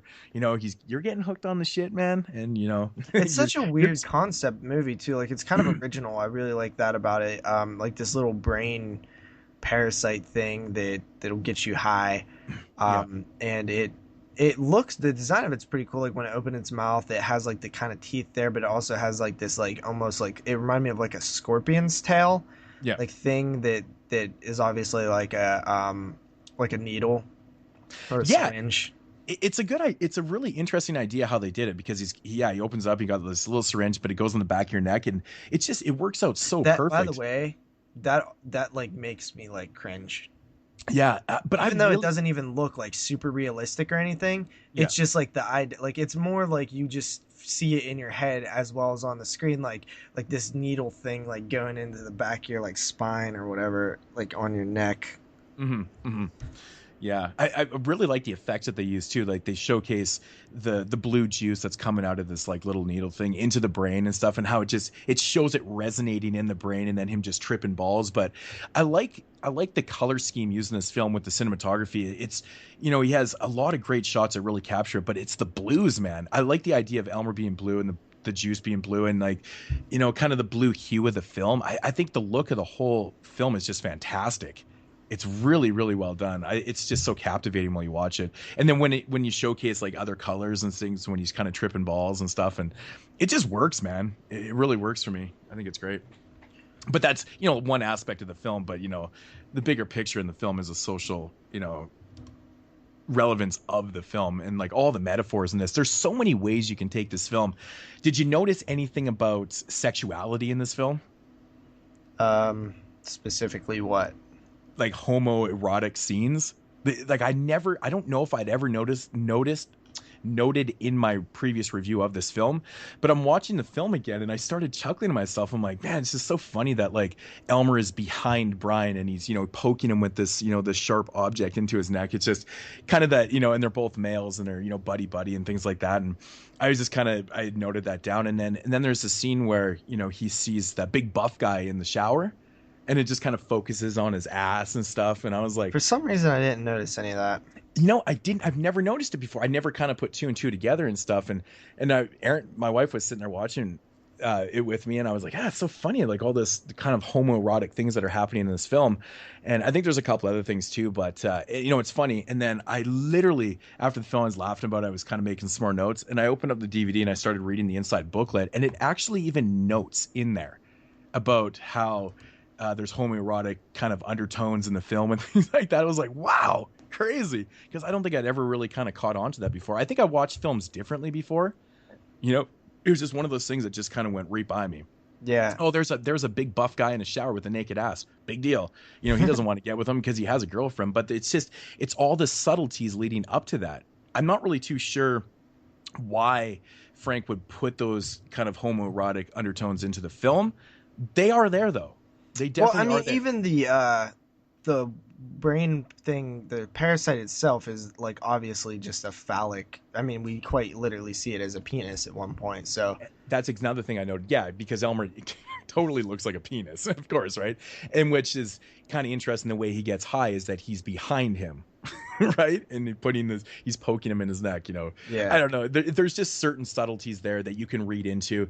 But I mean, I guess it's been noted before. It's just kind of an interesting thing to talk about. But yeah, I really like Elmer in this film, though. I think Elmer's character, the voiceover for Elmer is so perfectly done. He's so calm and collective. Like how Elmer is just this huge metaphor for what everything was wrong with the United States at the time, or North America in general, like just a drug problem in the late 80s and stuff. He's just so calm and collective, kind of like a metaphor for like the government and stuff. And there's like all these weird things, and I just love the way it's voiced. It's like, there's a scene where he's like, hey man, let's go pick up some chicks. I could probably eat 1 million chicks right now. And just the way he fucking says it, it's so subtle, but it's like, it's so wrong. But yeah. I love the way they did it, because they didn't over exaggerate the voice. Like it wasn't like way out in left field and he was saying ridiculously silly things that was just like stupid. Like you have like a quick little chuckle and be like, oh, that's forgettable. But it wasn't though. It was kind of captivating every time Elmer would talk. He was so calm about everything, especially the scene where, after Brian has like kind of that moment of clarity when he runs into the old guy. And the old guy is like trying to get Elmer back because he's like, you don't know what he's done, who he is and what he is and shit like that. Mm-hmm. And so he breaks off and he goes to that seedy hotel or that motel, which is very reminiscent of Basket Case. That whole scene, right? Elmer is fucking, the the brother and, kind of thing. But that whole scene is very reminiscent of Basket Case. I loved it. But there's, he's obviously trying to get off the drugs in the scene. And Elmer is just like fucking feeding him with this very monotone voice, and it's brilliantly done. It's so effective because it's a talking parasite, but it doesn't even manage to do it silly. I think it's really, really effective. So. Yeah, I think overall, in terms of tone, this one kind of nails it. Brain Damage is one of those films where I do feel like I will benefit from actually owning and watching again, maybe a couple times, honestly. It's one that right away, as soon as it started, and like you're sort of following this character in his little apartment, and he's like, he gets up out of his bed and there's like blood everywhere. Like I was into like the vibe of the film and sort of the atmosphere, and it almost felt like fantasy to me. It was really, really cool. I liked the way that it was shot and the way that it was actually quite dark. I mean, it felt like it was dark at least. Because doesn't like the whole film take place at like nighttime almost? Pretty much, yeah. Because that's kind of, I mean, and that's very reflective of junkies in general, right? When you think about drug use and stuff, you think about it at nighttime, and so he kind of filters that into the story. Like, oh, let's set this at nighttime and stuff. It makes it more effective, but which I like. It really captures that atmosphere so well. Yeah. Like he captures he makes this atmosphere. The film is very atmospheric for what it is. Like probably going into it, you probably wouldn't think it was going to be, but yeah, he makes it so seedy, which is explainable because it can't be in a nice area because he's addicted to drugs. That's kind of the point of it. So I think everything about this film, even the script, it's simple, it's effective. The social relevance is just brilliant. The atmosphere, the mood. One thing that's really cool about this film is the music too. It's very subtle and effective. It just, every scene, it kind of resonates right out of the visuals that you're seeing. The cinematography and the music go so well together. And I think a lot of people do overlook that with Frank Henenlotter's films, because the ideas are, on paper silly, but then you have to kind of look at it as the film as a whole, and you kind of put all the specs of the film together and like, man, he's actually quite a good filmmaker at times, man. Like this one, in my opinion, is by far his best film. I think it's just brilliant on all aspects. I think even the acting in the film is great. I think everyone does a really good job. The effects are fun. I mean, obviously, if you look at it today, some of the lighting and, the cheesiness and the filters and things that were used and stuff, well, it is what it is, but it's other times. And I think it's still effective. He's tripping out. Yeah, I was actually also surprised at like how uncampy it was, because I know, right? I just started poking through reviews on IMDb after I watched it, and I kept seeing the word campy thrown around, and I was like, really? Campy? No. I didn't really feel it that much. No, I think it's a horror comedy that really works. I don't think there's, a lot of campiness in it at all. I mean, because I think campiness is a poor choice of word, because I didn't see one fucking tent. There's no woods. I didn't see a campfire or a lake. Yeah, man. Exactly, man. I always wonder like what these people are talking about. I'm like, I go through IMDb and it's like campy. And I'm thinking back. I'm like, is there a scene? I think I seen a pine tree. That's people's way of, their word, that instead of using cheesy, they use the word campy. But it's like, oh, I know, dude. But it's really, I know it's, but I know. I'm just saying. I'm just like, no, it's because it's like a smarter word, So if I'm gonna write something, I'm gonna use the word campy like on IMDb. But I really don't get that at all, because I think it's also, if you're using the word campy when you're describing this film, you might be kind of missing the whole point and the theme of the film. It's, it's just a huge metaphorical film. There's a lot of shit in this film that's there, and it's like really relevant. I think if you're missing that point, you're probably so easy to point the finger and say that's just a campy kind of creature feature film that, it is what it is, right? So that's the way I see it anyways. So. Yeah, I do feel like this movie in particular, Brain Damage, is definitely, if you want to like look at Frank Henenlotter and you want to see like what he's capable of, and sort of what I think represents his style and like what his like upswing is, it's Brain Damage. Yeah, I mean, the only thing about this film that I've never really cared for, and I instantly thought back to it when the old guy was explaining to Brian exactly who Elmer was, and he's telling him about the history of him, and like how he was this creature from way back in the day, and he was bought by all these different people and stuff. It's one of those type of stories where you don't even need that explanation in the film to enjoy or accept what the film is actually about. It's just there for more filler and stuff. If you want to know, here's the backstory of Elmer. Yeah, it's exposition. It really is exposition, exactly. And it's kind of one of those moments in the film I'm just like, yeah. And I always find myself going, I'm not going to remember that backstory, because I don't even think Frank was even intending people to be like, hey, here's the backstory, go explain it to your friends. I don't think it was ever like that, but I just think that it's one point in the film I wish it wasn't there. It's absolutely unneeded. However, I didn't have major issues with it. No, I don't have any issues with it. I just think it's an unneeded thing. I don't think it's bad that he put it in there. It's definitely just not needed, and it doesn't really take away a lot from the film. But at the same time, it's like I love the fact that like if that part wasn't in the film, I'd be like, that's so cool.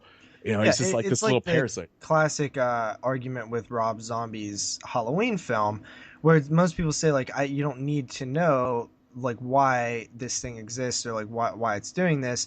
Yeah, in Brain Damage, you absolutely 100% don't need to. But that you can't use that as a direct comparison, because Rob Zombie's film is different, because that character exists already and he has for like 8 films. So exactly. You're doing something different. With this, good like point. You don't need to know at all. 100%. It could literally be this thing popped up out of nowhere, like or it maybe didn't. It just, you don't need to know anything about it besides what it's doing. Yeah, that's right. That's right. But, yeah, I mean that really didn't bother me at all. Like, I mean, no. I agree with you what you're saying, that it isn't necessary to be there, but it's not like it's more of a nitpick than anything. It really is. It's just something I had to note, because I had to find something. I mean, I didn't have to, and I wasn't looking for something. It's just something I've always thought of when I watch a film. I'm just like, I don't need to know that. Yeah, I didn't see glaring problems in this film either. Like, No. okay, like it's a lower budget movie. Like, obviously, like the acting could be a little bit better on certain people, or like, you know, some of the effects could be less rubbery looking at times. But like at the end of the day, like that's all irrelevant to me, because it's not bad enough to where it takes you out of it or anything. It's like, yeah, of course, everything could be a little bit better. Yeah. So that meaning it's not a perfect film, obviously, but I mean, in terms of like actual issues that I had with the film, like I don't have any. I know, that's the thing, right? Like, for what it is, it's a B film that works on almost every level. Yeah. You know, like story wise, you know, effects, like it's just you know, going into it, you're expecting one thing. You're not expecting fucking Hollywood type effects and blah blah blah. But I think everything that he showcases and puts on the screen, even the stop motion in this works, because he showcases it early in the film. Yeah, and I was actually going to mention that too. Actually, the stop motion's pretty good in this, because he doesn't go overboard with it either. And Yeah. again, everything with Elmer is so subtle in this film, and it's just amazing the tone of this, how you can take what you would think would be a silly idea and create this tone that is ultimately astonishing. It's like it's like almost like a serious film. Yeah. But it's not. It's really strange. Yeah, I took it more serious than probably most people. Like, I probably didn't see, like, obviously I could see when there's like comedic moments, but like sometimes like I can kind of almost like ignore, like almost take them as like, oh yeah, like that could be funny, but I can also take it this way. Yeah. Yeah. And those are the kind of comedies that I really like. Which I think is the most effective thing you could possibly do for a film like this. Yeah, yeah. So I do think that it's funny that I harped on Frank Henenlotter's stop motion so much in the original Basket Case that like he kind of redeemed himself, you know. Obviously, this one probably had more of a budget and stuff like that. So yeah, do you have much more to say about this one? Not really, man. I think I touched on, you know, the social relevance and just how I think it's so brilliant. No, I think it's good. I don't really think there's a whole lot more to say without giving the rest of the film away. Yep. The one thing that I will note is that we see a lot of familiar faces in Frank Henenlotter's film. I didn't catch if Beverly was in this film, but I know she's in the next two. But one person that I did notice is Dwayne from Basket Case, and presumably Belial as well in the basket. In the same way. That's a cameo, man. It's honestly one of the best things like I've ever, like, it's so subtle. Yeah. Like, if you had never seen Basket Case, it just would have been a scene. Yeah. But if you have, like, it's just so great because Dwayne he's sitting in the train holding this basket, doesn't even say anything. Yeah, it has a lock on it and stuff. Has a lock, and it's just like a total shout out cameo to like Basket Case. I love that. That was and a honestly, really nice even touch. though it's a cameo, it literally directly makes those films in the same world. Yeah. Which is exactly. Cool. Exactly. That's suck even on that, it, Marvel. It adds this doing it first. It totally adds this subtle element to it where it's even more brilliant now. You're like, that's the world. That's so cool, man. Okay. Really, really interesting stuff. So I'm gonna go ahead and get into my rating. I'll go first this time. All right. So I agree with Moodz. I honestly do think this is Henenlotter's best film. I would have to really watch it once or twice more to say if it's my favorite or not, because right now I still like Basket Case more, but this is definitely could rival that. Definitely way less problems in this than Basket Case. However, I don't think that it's that much better than Basket Case, and you know, I'm not comparing them directly or anything, just that I'm explaining it because I'm gonna rate them the same. I give this one 8 out of 10. Yeah, I'm gonna come in much higher, and I think this is one of those movies that I swear it just keeps getting better and better for me. Maybe not the film is getting better for me. I think it's the fact that I'm understanding. Maybe I'm maturing a little more, and I'm not reading into things, but I'm noticing more things. And I swear the last time I reviewed this film, I didn't even bring up, like, I might have talked about the social relevance, but just certain other things. And I think this film on a lot of levels is really brilliant. You know, he goes from making this Basket Case film, which is awesome. I love Basket Case, but then he changes up the style quite a bit, and he throws in this like meaningful theme, you know, this kind of undertone underlays about society at the times. And the thing that I love about what he did is that it's still relevant today. You know, it doesn't have to be. It's just the fact that it is really outstanding to me. I think that's really, really cool that he captured that. And, you know, was trying to find things, not really trying to find things, but, you know, when you're watching these films and you're kind of dissecting them, and I was really having a lot of problems finding anything that I really disliked about this film. I think this movie is fantastic, and what sets us the whole stage for this movie is the fact that the pacing is so brilliant. I think there's no downtime in this film, and it's not like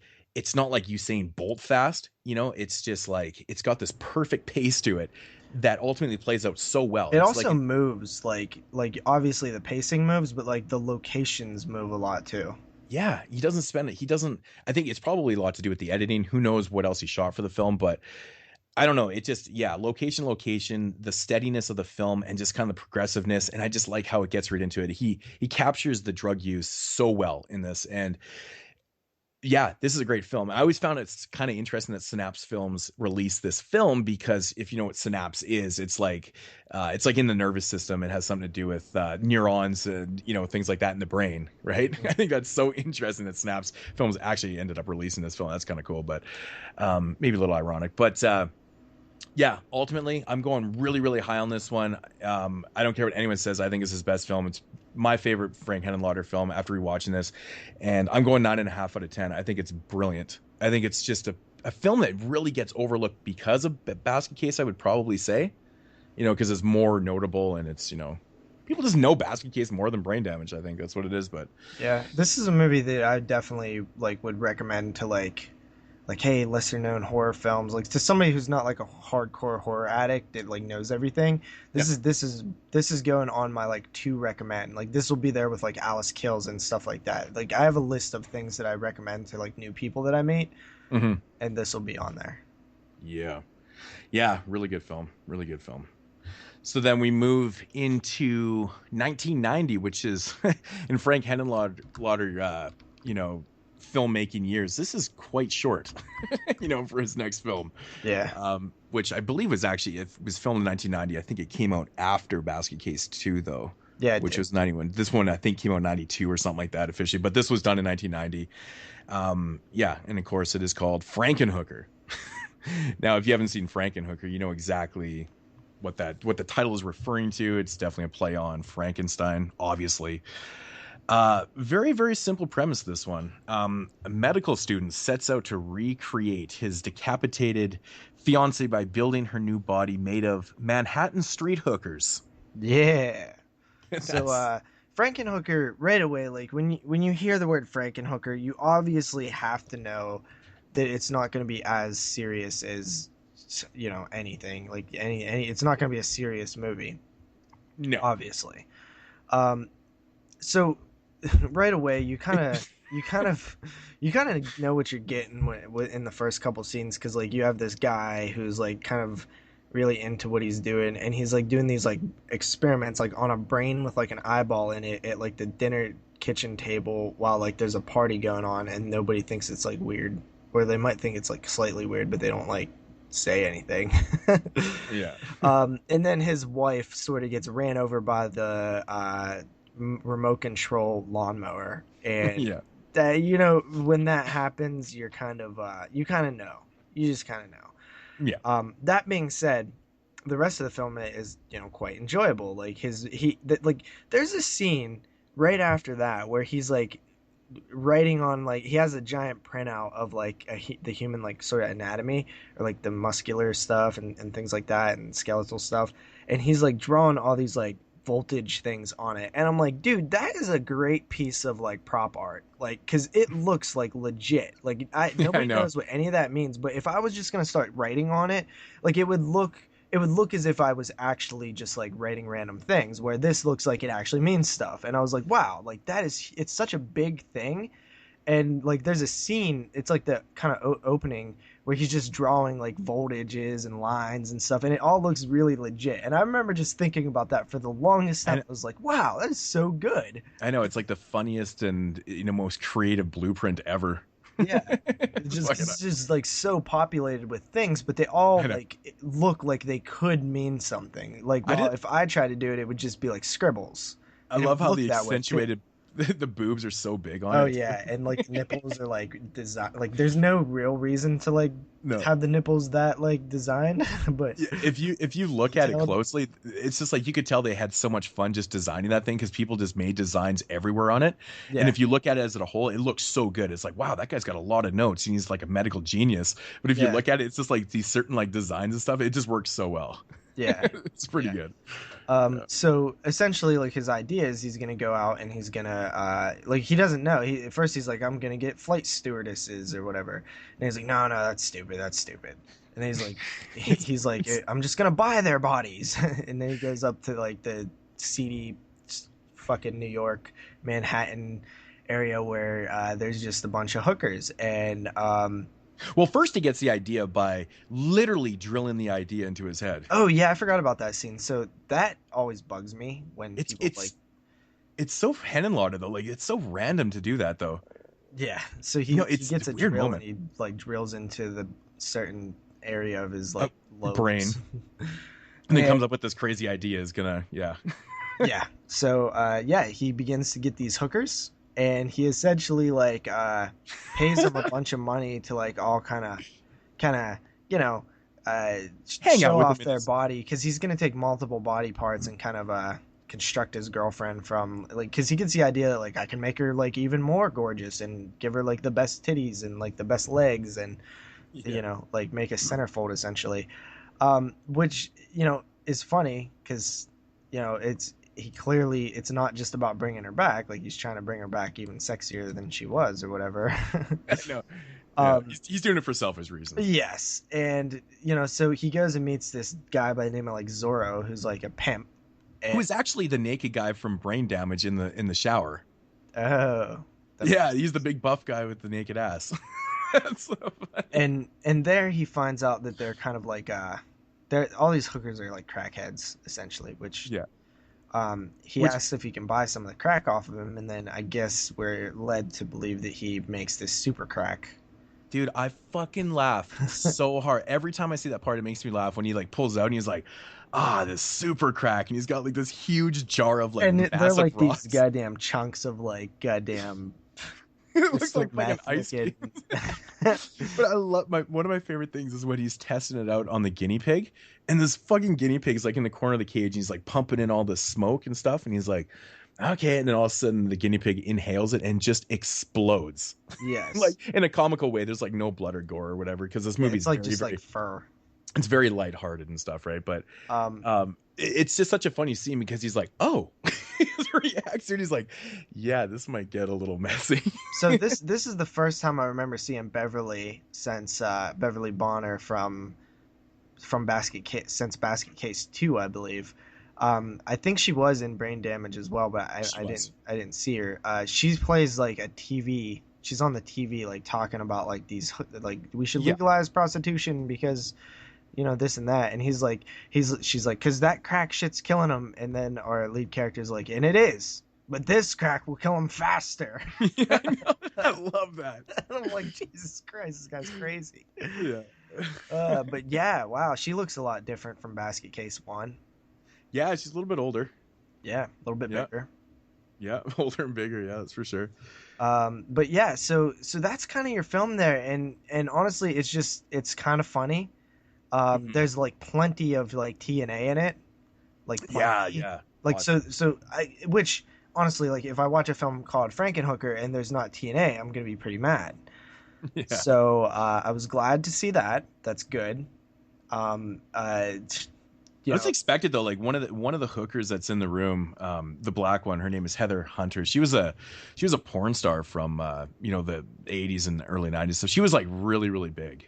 Like, really I well didn't known know that. porn star. It's just kind of random that she's in the film though. It's kind of strange. She's the one that at the end was crawling on the ground and reaches up to the door handle and then explodes. Yeah, so basically what happens there is he gets all these girls and he's like kind of taking pictures of them, doing different things, and writing on them and looking at their length of their legs and stuff. And he can't really decide what he wants to do, and they get all antsy, so he gives them money, but he also threw them the bag with the super crack in it, and they just go nuts. They're like, oh my God, it's crack! And they're all like excited. It's the part in the film that makes me laugh the hardest. I just absolutely die laughing this part. Like when she discovers that big bag of super crack, her reaction is beyond priceless. She's literally the happiest a person It's like can if ever you hit be. like $1 trillion lottery or something. Yeah, like just imagine yourself the happiest you've ever been in your life and times that by 1,000. Her reaction is fucking priceless. Yeah, Pulls out just like, I was even "Oh laughing my out loud God!" at that time. It's so over the top, but it's perfect. And then they're like, That's- anybody got a stem? And like they're all just like going nuts, like a pack of like dogs. Like if you have like 18 pit bulls in your house and you bring home Oh, a yeah, giant bag of dog food. they pounce on that shit like it's a fat kid on a Smartie, man. They just go to town. Yeah, Which so is good. And then they just start exploding, and basically that's kind of leads you to the third act where he constructs his Frankenhooker, or his wife or whatever. I always like the scene though too. It's fun. I personally love when he's cleaning up the body parts and stuff, and when he pulls up back to his house. I love how his trunk is like wide open and it's tied down, but like all the body parts are hanging out the trunk. Like that's how lighthearted this film is. He's like he doesn't even give a shit. He's like, I gotta make my wife again. Yeah, and it's like such a funny moment. It's like almost how New York was like perceived in general too. I think it's like kind of like a little, saying something about that, because like you can like do anything and like nobody gives a shit, like essentially is what they're saying, Yeah. And we've seen it in other films like Friday the 13th 8, where Jason's in Manhattan and like nobody's really like, he just doing his things, like chasing people and killing them, and nobody even notices. Yeah. But yeah, I think it's like a New York thing. So dude, like, okay, so they all explode, which honestly makes absolutely zero sense whatsoever. But that I guess that's what super crack does, man. But I like the Frank Henenlotter talks about it and what's in the basket. He's like, I have no idea why the MPAA would censor that part, because originally the original cut they censored the shit out of that part. He's like, there's no blood and gore. It was supposed to be lighthearted. It's a comedy. It's supposed to be funny. All he did was put firecrackers into like mannequins. Oh, I could tell. And it was, and he said it was purposely meant to look stupid and ridiculous because he wanted to be funny, and he's like, why is the MPAA cutting this? He's like, this is ridiculous. Yeah, and it's easier to do it that way. Yeah, it looks so funny, man. Like the way he does the effect. It looks funny. If it was in another movie, I would be like, no, it fits the tone perfectly. Yeah, but it does fit the tone of this movie. It's funny how Frank Henenlotter can have such a stupid idea for a film and still make it like, clever and funny. Like it just works. I don't know. There's something about it. Like, there's so many people out there that could fuck this idea up. Just go over the top with the gore and shit like that. It doesn't need to be there. I think it was a right, decision to do it that way. Keep it lighthearted. So it's definitely an easier decision. It is, man. The interesting thing about this movie is that it runs, 85 minutes or whatever, and of course he builds his wife again, and it's basically a recreation of Frankenstein, the scene from Frankenstein in a way, except he brings it right through the roof, and And I like the whole idea because it is a race against time, because it checked out the weather and stuff. He's like, this is when the lightning's going to hit, and he's running out of time and things.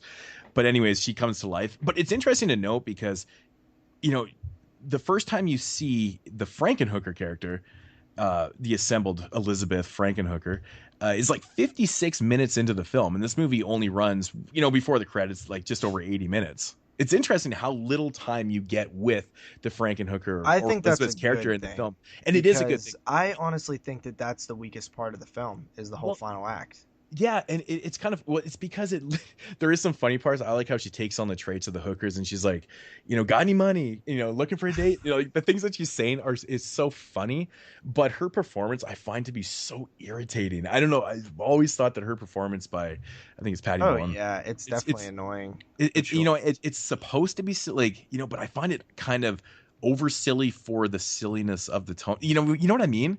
Which also doesn't make a lick of sense how she has all these different like quotes. Like this movie makes zero sense, by the way, guys. Like it's not that type of movie where it's supposed to make a whole lot of sense.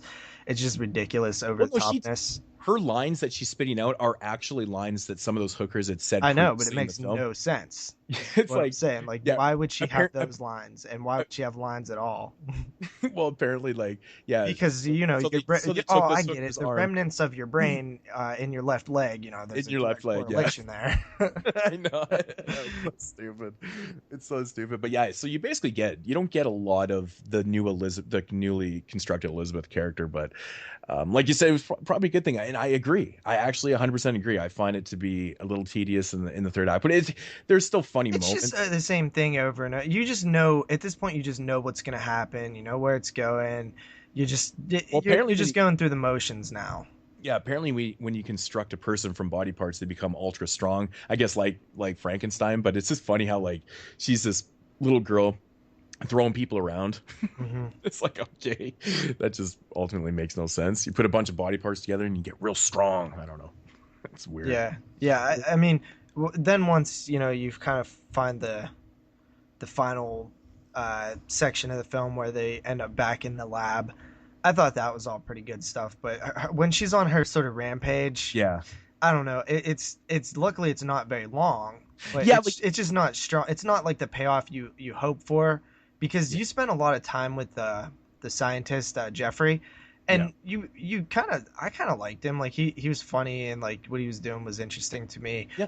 And the time that spent like looking at those girls and stuff was cool, and it just like the whole spending the time with the Frankenhooker, who is, like you said, annoying and sort of just kind of, you just know what she's doing already. Like you don't like, and nothing really super interesting happens when she's like going after each person.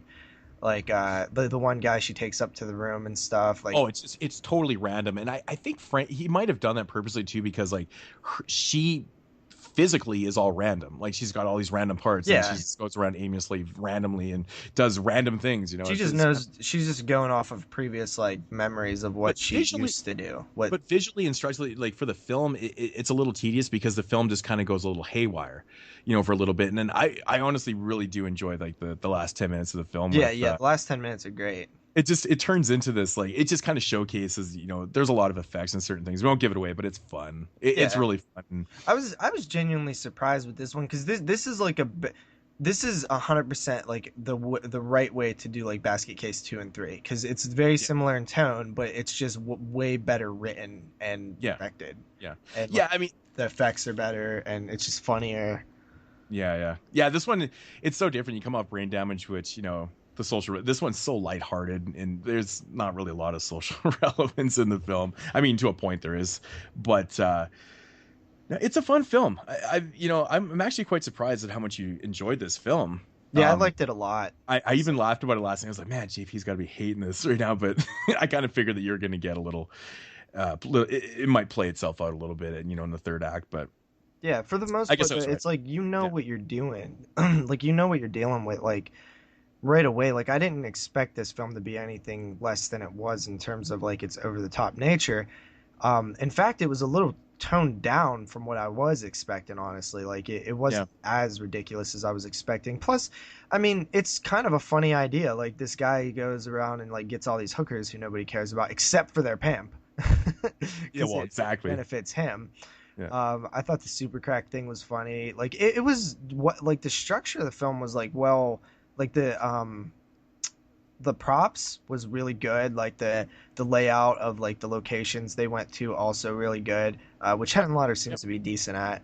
And overall, I manages to capture that New York feel again. When there's scenes where there's shot outside, like probably guerrilla shot again. But it works, and it again it adds into his filmography. It's just he manages to capture that same tone and look and feel to films all the time. I think this film 100% fails if you don't have like a good portrayal of Jeffrey, which I thought that James Lorenz did a great job. It's funny because Jeffrey is he's very much like Brian and Dwayne. Like Henenlotter writes these characters that are very similar. They're always kind of like unsure, insecure, hesitant leading characters in films. It's like how to describe them, I guess. I don't know, but all the main characters are all very similar. Mm-hmm. I find in his films, and I don't know if that's a reflection of his life. Probably, who knows? I don't know. But I find it very intriguing that all his characters are written very similar. in different scenarios, but they are similar. So The final thing I'll sort of say on this one is this feels like an extended Tales from the Crypt episode to me. That's exactly what it feels like. really, Yeah, 100%. Even the ending, sort of like the oh maybe yeah, I the can see that. nudity is even there. Like I could just imagine this like over the top, like you condense it into a half hour, 20 minutes, and I swear to God, it's a Tales from the Crypt episode. That's awesome. Yeah. I don't know, man. I find it to be, yeah. It's actually a really interesting note. Never thought of it as a Tale from the Crypt episode, but it's very interesting. Now when I think about it, I could totally see that. Yeah. Good. You just totally like blew my mind right there. It does work as one. But yeah, Frankenhooker. Not really a whole lot to say about it. Very simple premise. Fun. This is a great like party movie. Like if you want to is. watch it with a couple people. It is. Yeah. So you want to go into ratings? Yeah. I guess I'll start. Yeah, one thing that we didn't talk about in the film was I love the soundtrack in this movie. Fucking kicks ass. It's totally awesome. You know what else is really good? Just the title card of like the glowing titles. Oh yeah, like that sort of neon, like live nude girls title card type thing. Yeah. It's interesting too because the soundtrack is super 80s sounding. Like it could have been done in like 85 kind of thing, but this movie was done in 1990 and it was at that time where music was rapidly changing. So I found it very intriguing that it sounds very 80s, but I like that. It fits so well. It's great. Henenlotter again, he does it for me. He manages to take a completely ridiculous idea, take a Frankenstein film and totally destroy the idea. No, I'm just joking. But it's just the whole idea is ridiculous, but it works. I don't know how he manages to do it. I hope maybe we summed it up, but it works. It's oddly enough, it works, and that's why I find this film to be super funny. Mm-hmm. Now, if you don't like films like that, like the over the top comedies, like there's a chance that you won't like it. Mm-hmm. It's interesting because I don't think it's like way beyond over the top. I mean, obviously the premise is over the top and ridiculous, but he manages to. It's over the top in the fact that literally nothing in the film makes sense. No, and and I think that's what kind of adds to the lightheartedness of it too. It's like, really, but if you take it for what it is, it's very, very fun. It's a really fun film, and that's how you have to watch this one. You have to have, just take it as the lightheartedness it is, and I give it 7 out of 10. Yeah, absolutely. I'm very similar. If you can sort of just like, you have to know what you're dealing with this, and if you accept it right away, and you're down with it, you'll know this is a perfect film that like you can pop in, watch for 10 minutes, and you'll know right away if you're gonna like it at all. So don't watch it if you feel like you're not, because it's not gonna change. But if you're okay with it, then keep rolling like I did, and I found it fun. Like I really did like it a lot. It's one that I'll probably go back to every once in a while. Like it's not super well made in terms of like concept and story. It's very basic. There's not much that. It's honestly like if I just was like, oh, Frankenhooker, this guy's wife dies and he replaces her body parts with hookers. Like I could rate the rest of the movie and come up with the same sort of film that this was, because it's very simple and basic. Yeah. But luckily the stuff in between the story is funny, and the hookers I thought were portrayed really well with the like crack loving addicts, just fun over the top. Super crack was funny. I really like Doug Jeffrey, so that really helped me with this one. Overall, I right where you are, man. 7 out of 10. Wow. I'm really shocked. I thought when I was watching it last night again, I thought maybe you were gonna be down to like 5.5 or something. You'd be like, this. No, I like this one, dude. It's cool. Yeah, it's cool. That's good. It's way better than the 2 basket case films. Oh yeah. So jumping ahead, quite a long time actually, especially for if you're a filmmaker, to make a film 18 years later after your last one is, or not after your last one. I guess 91 was, so 17 years later. After Basket Case 3 comes Bad Biology from 2008. This is a very interesting film that was plagued with problems right from the start. Just a little brief history on the film. Right before they were ready to shoot this film, Frank Henenlotter was diagnosed with cancer, like a week before they were ready to shoot. So as they were doing the film, he was going through chemo treatments and he was being a soldier, man. It's pretty fucked up. So this film right here was co-written by R.A. the Rugged Man. For the people out there that don't know who he is, he's an underground hip hop artist and he's mega fucking dope. He's an amazing artist. But yeah, oddly enough, R.A. the Rugged Man's a huge film fan, loves horror films, loves Frank Henenlotter. So he kind of went to Frank and said, hey, got this idea, you want to make this film? And obviously Frank liked it enough to do it, oddly enough, 17 years after his last film. So that kind of came about. Production was plagued 2 weeks before they went to go shoot.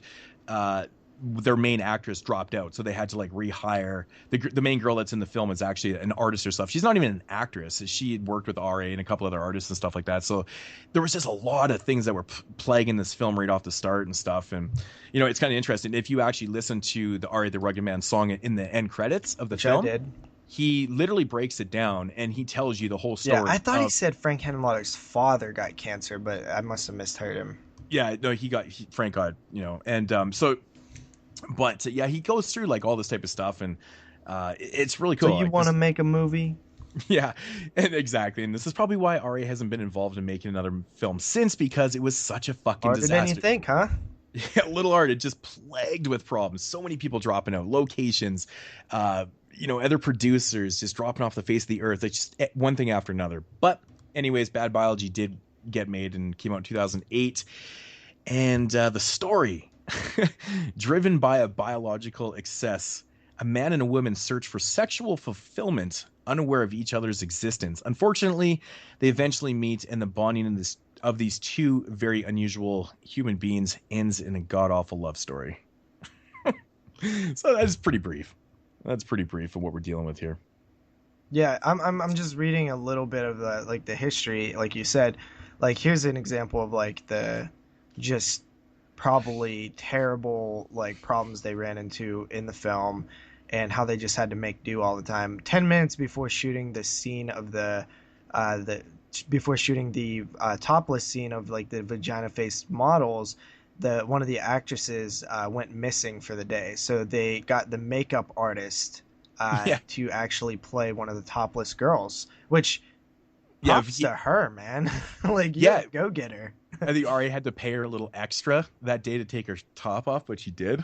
Yeah. It's kind of fucked up. But yeah, little things like that which can make a big deal. It's it's bigger than you seem. But yeah, this is an oddity, and I could see Frank reading this, the initial idea and being like, yeah, I can roll with this. Oh, this is totally right up his alley. It's like sort of that all of his films are sort of body horror to begin with. Yeah. So this one follows this. This is an interesting structure because it's very similar to Frankenhooker in character development in this film. The first almost hour of the film is basically following. Well, the first half an hour is the girl, and then it goes to the guy, and we get a lot of character development in this film, which is kind of cool because you get to kind of read into their stuff and at least understand where their characters are written from. The lead girl, she's a fashion model. I think that's what she is. She just shoots for magazines and stuff. She's a photographer. Yeah. Anyways, she was born with this very strange enablement of, her vagina essentially has 8 clitorises. And so it allowed her to basically have orgasms all the fucking time. And, she was always told by doctors and everyone around her that her vagina was very dirty and stuff. So she never really got to fully enjoy it until she started enjoying it. And she soon realized that nothing could ever satisfy her because she just has too much going on. Now, not only that, it also kind of she's essentially a mutant. She's mutated, and she also has reproductive organs that are very amplified, and everything moves a little faster, so she can get pregnant and deliver a baby within a couple hours. Yeah, which there's a bunch of scenes in this film where she finishes having sex with a guy. Next scene, she's pushing out a baby, and then ultimately just leaves it where it is, or throws it in a dumpster or whatever. Dumpster babies. It's just really it's lighthearted to a point because they broke the fourth wall. Before she leaves the first baby, she looks at the camera and she says, "Oh, come on, it's a mutated baby. You wouldn't want this thing either." Blah blah blah. Yeah, which at first I thought she was looking in a mirror and talking to herself. Yeah, which is funny because she's telling the audience like, "Hey, what I'm about to do with this baby is not that bad." So that's Which kind I of honestly don't like that much. Like, I I don't like that they broke the I'm fourth indifferent. wall. I mean, like I'm very. When I first saw this film years ago, I kind of thought that was funny, but now watching it, knowing, just when you break the fourth wall, you really need to kind of understand what you're doing. I mean, I understand like the whole idea of the film was completely ludicrous, so why not just kind of throw this in there? But it makes sense where they're coming from. Like, I don't think it's the best idea in the world. I think you could probably explain why you're leaving this baby behind without breaking the I don't fourth even wall. think you need to. I think she just had a baby. I think Like, it's we already because know. I We think it's a already touchy subject What, because it's but it's dude, in a listen, sense she's a we boy. already know. That's what I hate about like who cares if it's a touchy subject, right? Like stop. Who cares? Stop No, pandering. But the thing is, we already know that because she had a baby, she got pregnant and had a baby within an hour. We already know there's something wrong with it. So Yeah. like, there's no need to really go in and like put it in our face like, hey, this baby's all mutated. Like if you're gonna fucking leave a baby in a fucking bathtub, just have balls and leave the baby in the fucking bathtub. You don't have to explain it to the audience afterwards. Yeah, see, I'm with you too. Like, I mean, the route that they took by breaking the fourth wall and explaining to you, I'm just like, I mean, I understand that. I just knew why. We all have of a sudden, character. like, We have a mutated vagina with 7 clits. I mean, I don't really need you to explain directly to my face that this is the reason why I'm leaving this baby behind. I'm like, I kind of get it, man. because just you had a knew, baby in right? 2 Didn't you hours. know right away? Like, I knew right away, so I just felt like as soon as she started saying stuff about it, I was like, yeah, you didn't need to do that at all. Like, 100% you didn't need to. Yeah, exactly, right. But that's really it's not like the biggest complaint in the world, but it's No. one thing that kind of like it honestly annoyed me right away. But Yeah. one thing that I would like to say is that this is like Frank Henenlotter's like art house film. Like it really has like this art house vibe to it to me. Yeah, and this one actually to me feels a lot different than his other films too. I think it starts out with that Frank Henenlotter feel, and then I think honestly the turning point might even be breaking the fourth wall because that's a totally different aspect. He doesn't have that in any of his in his films at all, right? I mean, that being showcased, but it's also the feel and the feel and the overall tone in the film. It's just an oddball film, but the structure of it is very similar to Frankenhooker. If you notice, like we follow this character. And then it switches tones into switches over to the guy, which we follow, and he's got like the backstory of his mutated penis is kind of ridiculous. That when his mom gave birth to him, instead of cutting the umbilical cord, they accidentally cut his penis, and then they had a bunch of surgeries and stuff. And That's fucked up, man. Yeah, and ultimately what happened was he couldn't get erected. Like he couldn't actually use his penis because they fucked up his dink and all these surgeries didn't help out. So he started taking drugs, and what happened was he took too many hormonal pills. His penis enlarged to the size of he's like injecting steroids straight into his dick. Yeah, because he really wants to, be able to use his penis, kind of thing, right? He just wants to jerk off. I believe he even said that once. He's like, "What kind of teenager can't even jerk off?" That's right. So he gets this fucking huge mutated penis. The problem is with his penis now is that he's put so many drugs into it. The thing has got a mind of its own now. Do you think there's some sort of I'm gonna just ask you this real quick. Do you think there's some sort of I guess underlying thing about like, okay, here's one that is natural and it happened naturally, and then here's one that's happened through science and medicine. Do you think there's anything there, or am I just looking into it too much? There might be. I never thought about it, but there could be. Not too sure. But I don't know. But it's interesting again. Like he talks about he brings in the drugs in this one, and like it's kind of funny like how all his films kind of relate to each other. He's got very similar themes and things that are going on, but. Again, that guy's character, I can't remember what his name is right now. But he's very similar to all the other characters in all these films. I just find it so fascinating how Frank writes these characters, but I don't know, man. So ultimately you get introduction to this girl, this guy, they meet, and then shit kind of goes down. They don't meet for a long fucking time. It's literally, again, this movie's like 85 minutes long, and they meet probably after an hour into the film, and then shit kind of goes down. And I don't know, man, but you do get to see the catastrophe of this guy's penis and what it can do. There's this ridiculous scene that it goes on for so long in the film where Buddy has sex with this girl finally, and he ultimately fucks her so hard that she has an orgasm at the point where he phones or calls, fuck you. He calls up, somebody, and he's like, what the fuck do I do? Like, this girl's on the ground having an orgasm for the last 45 minutes, and it just keeps going on and on and on. It's just such a long scene. It's ridiculous. I find it to be just kind of tedious to watch. It goes on way too long. In my opinion, man, it goes on. Her moaning and screaming. I'm just like, I oh thought the longer it was going on, the more I was liking it, because I was just like, this is great. No, it's so. I mean, I understand exactly what they're trying to do, because like this is what his dick does. It satisfies. Yeah. But I mean, it's the perfect setup to see, because the female character that we're following, she sees this happen, and this is essentially why they get together. You know, and she's just like, damn, that D, yo, I'm trying to have that. Yeah, this is the guy that's going to satisfy me, but. Yeah. So, you know, I mean, it's a love story. It is. It's a mutated love story with an interesting ending, to say the least. Actually, the very last shot in the film completely cracks me up. It's so fucking funny. It's so stupid, but it makes me laugh. It's so funny. This one was weird to me, because like I wasn't really like, I was interested, then I was like uninterested, then I was interested again, and then I was like kind of accepted what it was, and then I really liked it. But it was kind of a weird flow, and then I didn't like it again. You know, it was like, I couldn't really tell what I was feeling about it until I kind of thought about it for a while later. Yeah. And one thing I do like is I am always down for films, especially horror films, that use a lot of hip hop music. Well, I probably would think that you would agree with that. Yeah, man. I mean, I prefer it way more than metal and stuff, because I find metal they use it just to kind of. I think it's metal. The film though too, right? Like these kind of like people who are just like kind of slacking their way. They're making money like in non sort of like the main ways you do, like, oh, I'm gonna be a doctor, I'm gonna be a lawyer. Like they're kind of just doing like this other shit in the world, and they're kind of.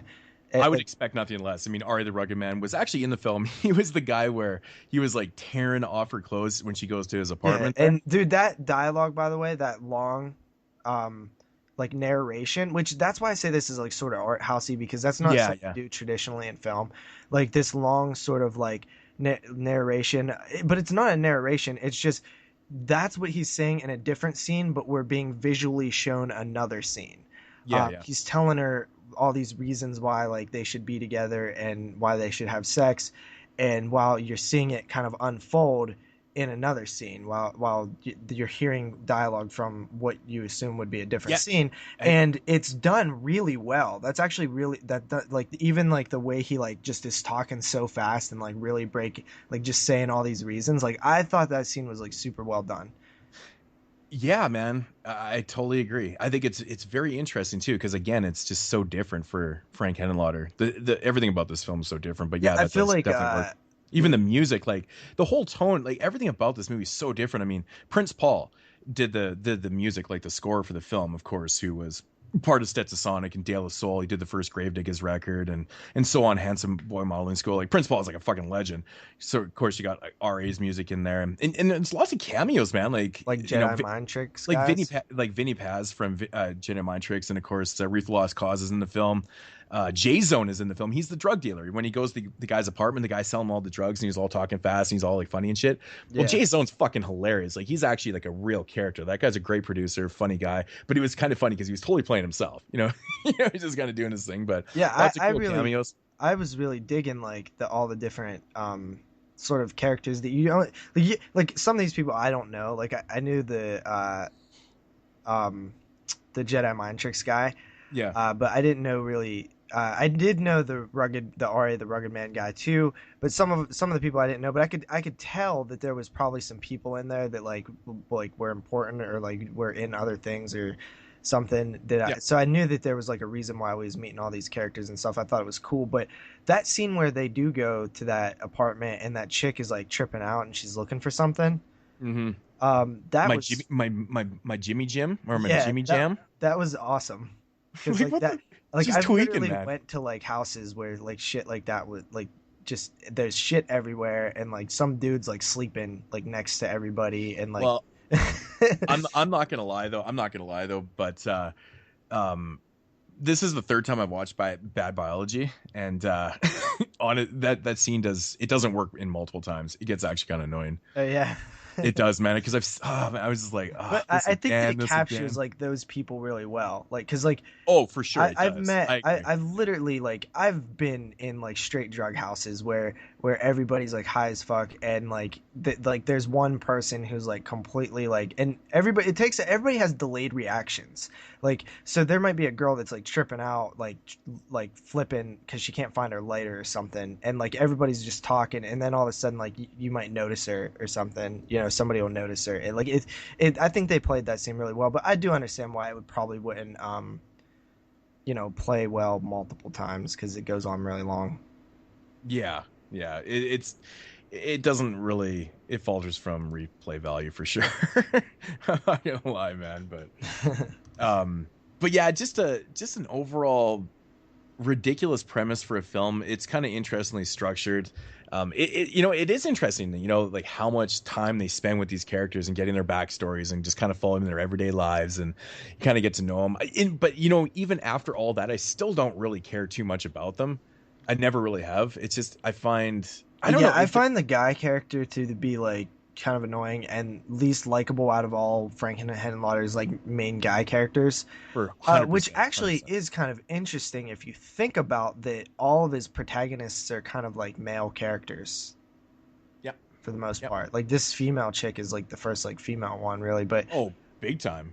Big time. Yeah, I liked her a little bit. I thought she was cool. I thought she had. I definitely see a lot of potential in this, and like there's a lot of like interesting things, like how she's like a photographer and she like be killing people, but I almost feel like the comedy just got in the way a lot of things, because sometimes it was just like I don't know, like when she stops and starts talking about like she's like beating that dude with the lamp, and then she stops and talks, and then she beats him again. Like it's like I've seen that done before. Yeah, I mean, it's because that was the point when she had to explain that, you know, I have like hyper emotions too. I can meet someone, fall in love, you know, break up with them, and, you know, hate them, you know, all in a matter of moments and stuff. And then she's explaining, I'm just like, yeah, okay. Well, I like that explanation, but I just like, you know, where you see somebody like murder somebody and then stop and like do something and then they start murdering them again. Like I've seen that so many times that it's just like, it's not funny anymore. But you know, I honestly like did not like hate this film at all. Yeah, I'm actually quite surprised by that you didn't really hate on the film that much. I wasn't expecting you to like this one at all. You know, I'm starting to like it less the more I watch it, just because the novelty of the idea is kind of worn off me a little bit. But you know, it's overall still. This doesn't seem like a big rewatcher film. Like this is a one and done for me for sure. I haven't seen this movie in years actually, because this came out in 2008. I got it in 2008 and I watched it again I think a couple years after that, so I haven't literally watched it in like 6 years or something. So, but you know, it is what it is, man. Overall, I really like the like sort of drug culture that they kind of pepper into the film, and sort of the low life culture, like these low lives, like they're all sort of low lives, and I really like that, because hell, I grew up with a lot of low lives. It's true. So yeah. All right, should we get into ratings? It's not really a whole lot more to say about it, really. I mean, there's not. I mean, maybe you could sort of dissect a little bit more, like scene by scene, but I think we get the gist of it. That I feel like honestly, I think I would just leave it up to the listeners to go out and check this one out, because you know, I mean, I'm still gonna recommend it, you know, but you know, watch at your own risk. This gives you a general idea of what you're getting yourself into, but yeah, I don't know. Yeah, so I will say one thing about this film.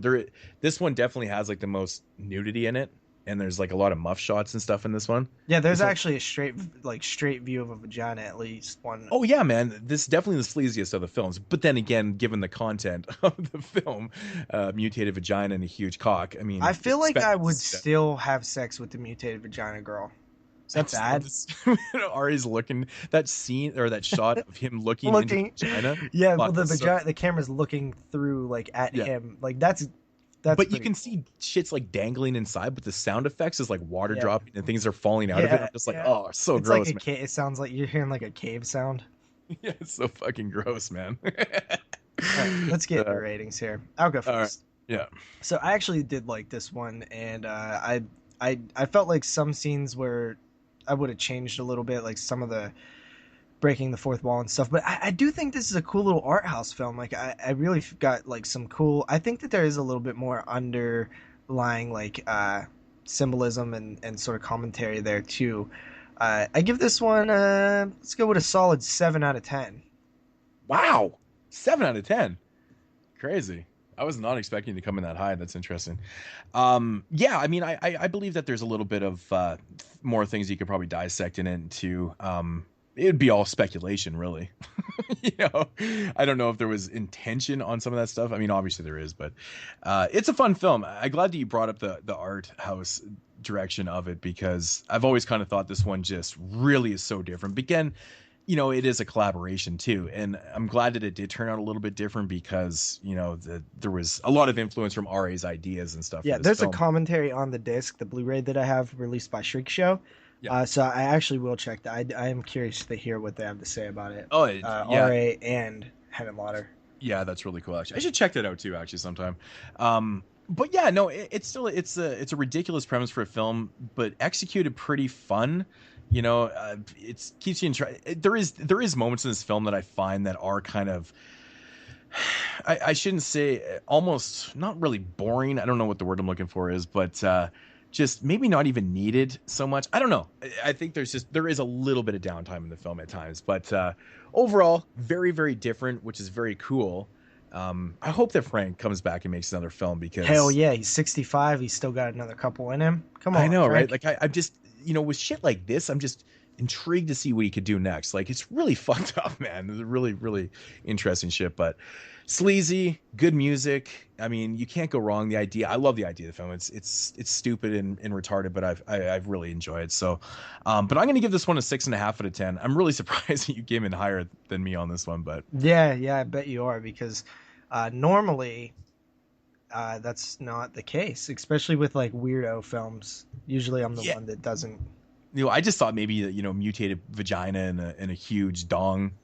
Like, I was like, I feel like, but okay. the thing that I think is different than, because I know what you was gonna say, is the comedy isn't directly related to like, oh, it's a giant penis. Like it's there's more comedy than just like the whole butt of the joke is the giant penis. Exactly. And that's what I kind of like about it. That's very good to note, actually. Yeah. So this, in my opinion, Basket Case 2 and 3 are Frank's worst films. I think you would agree based on our ratings.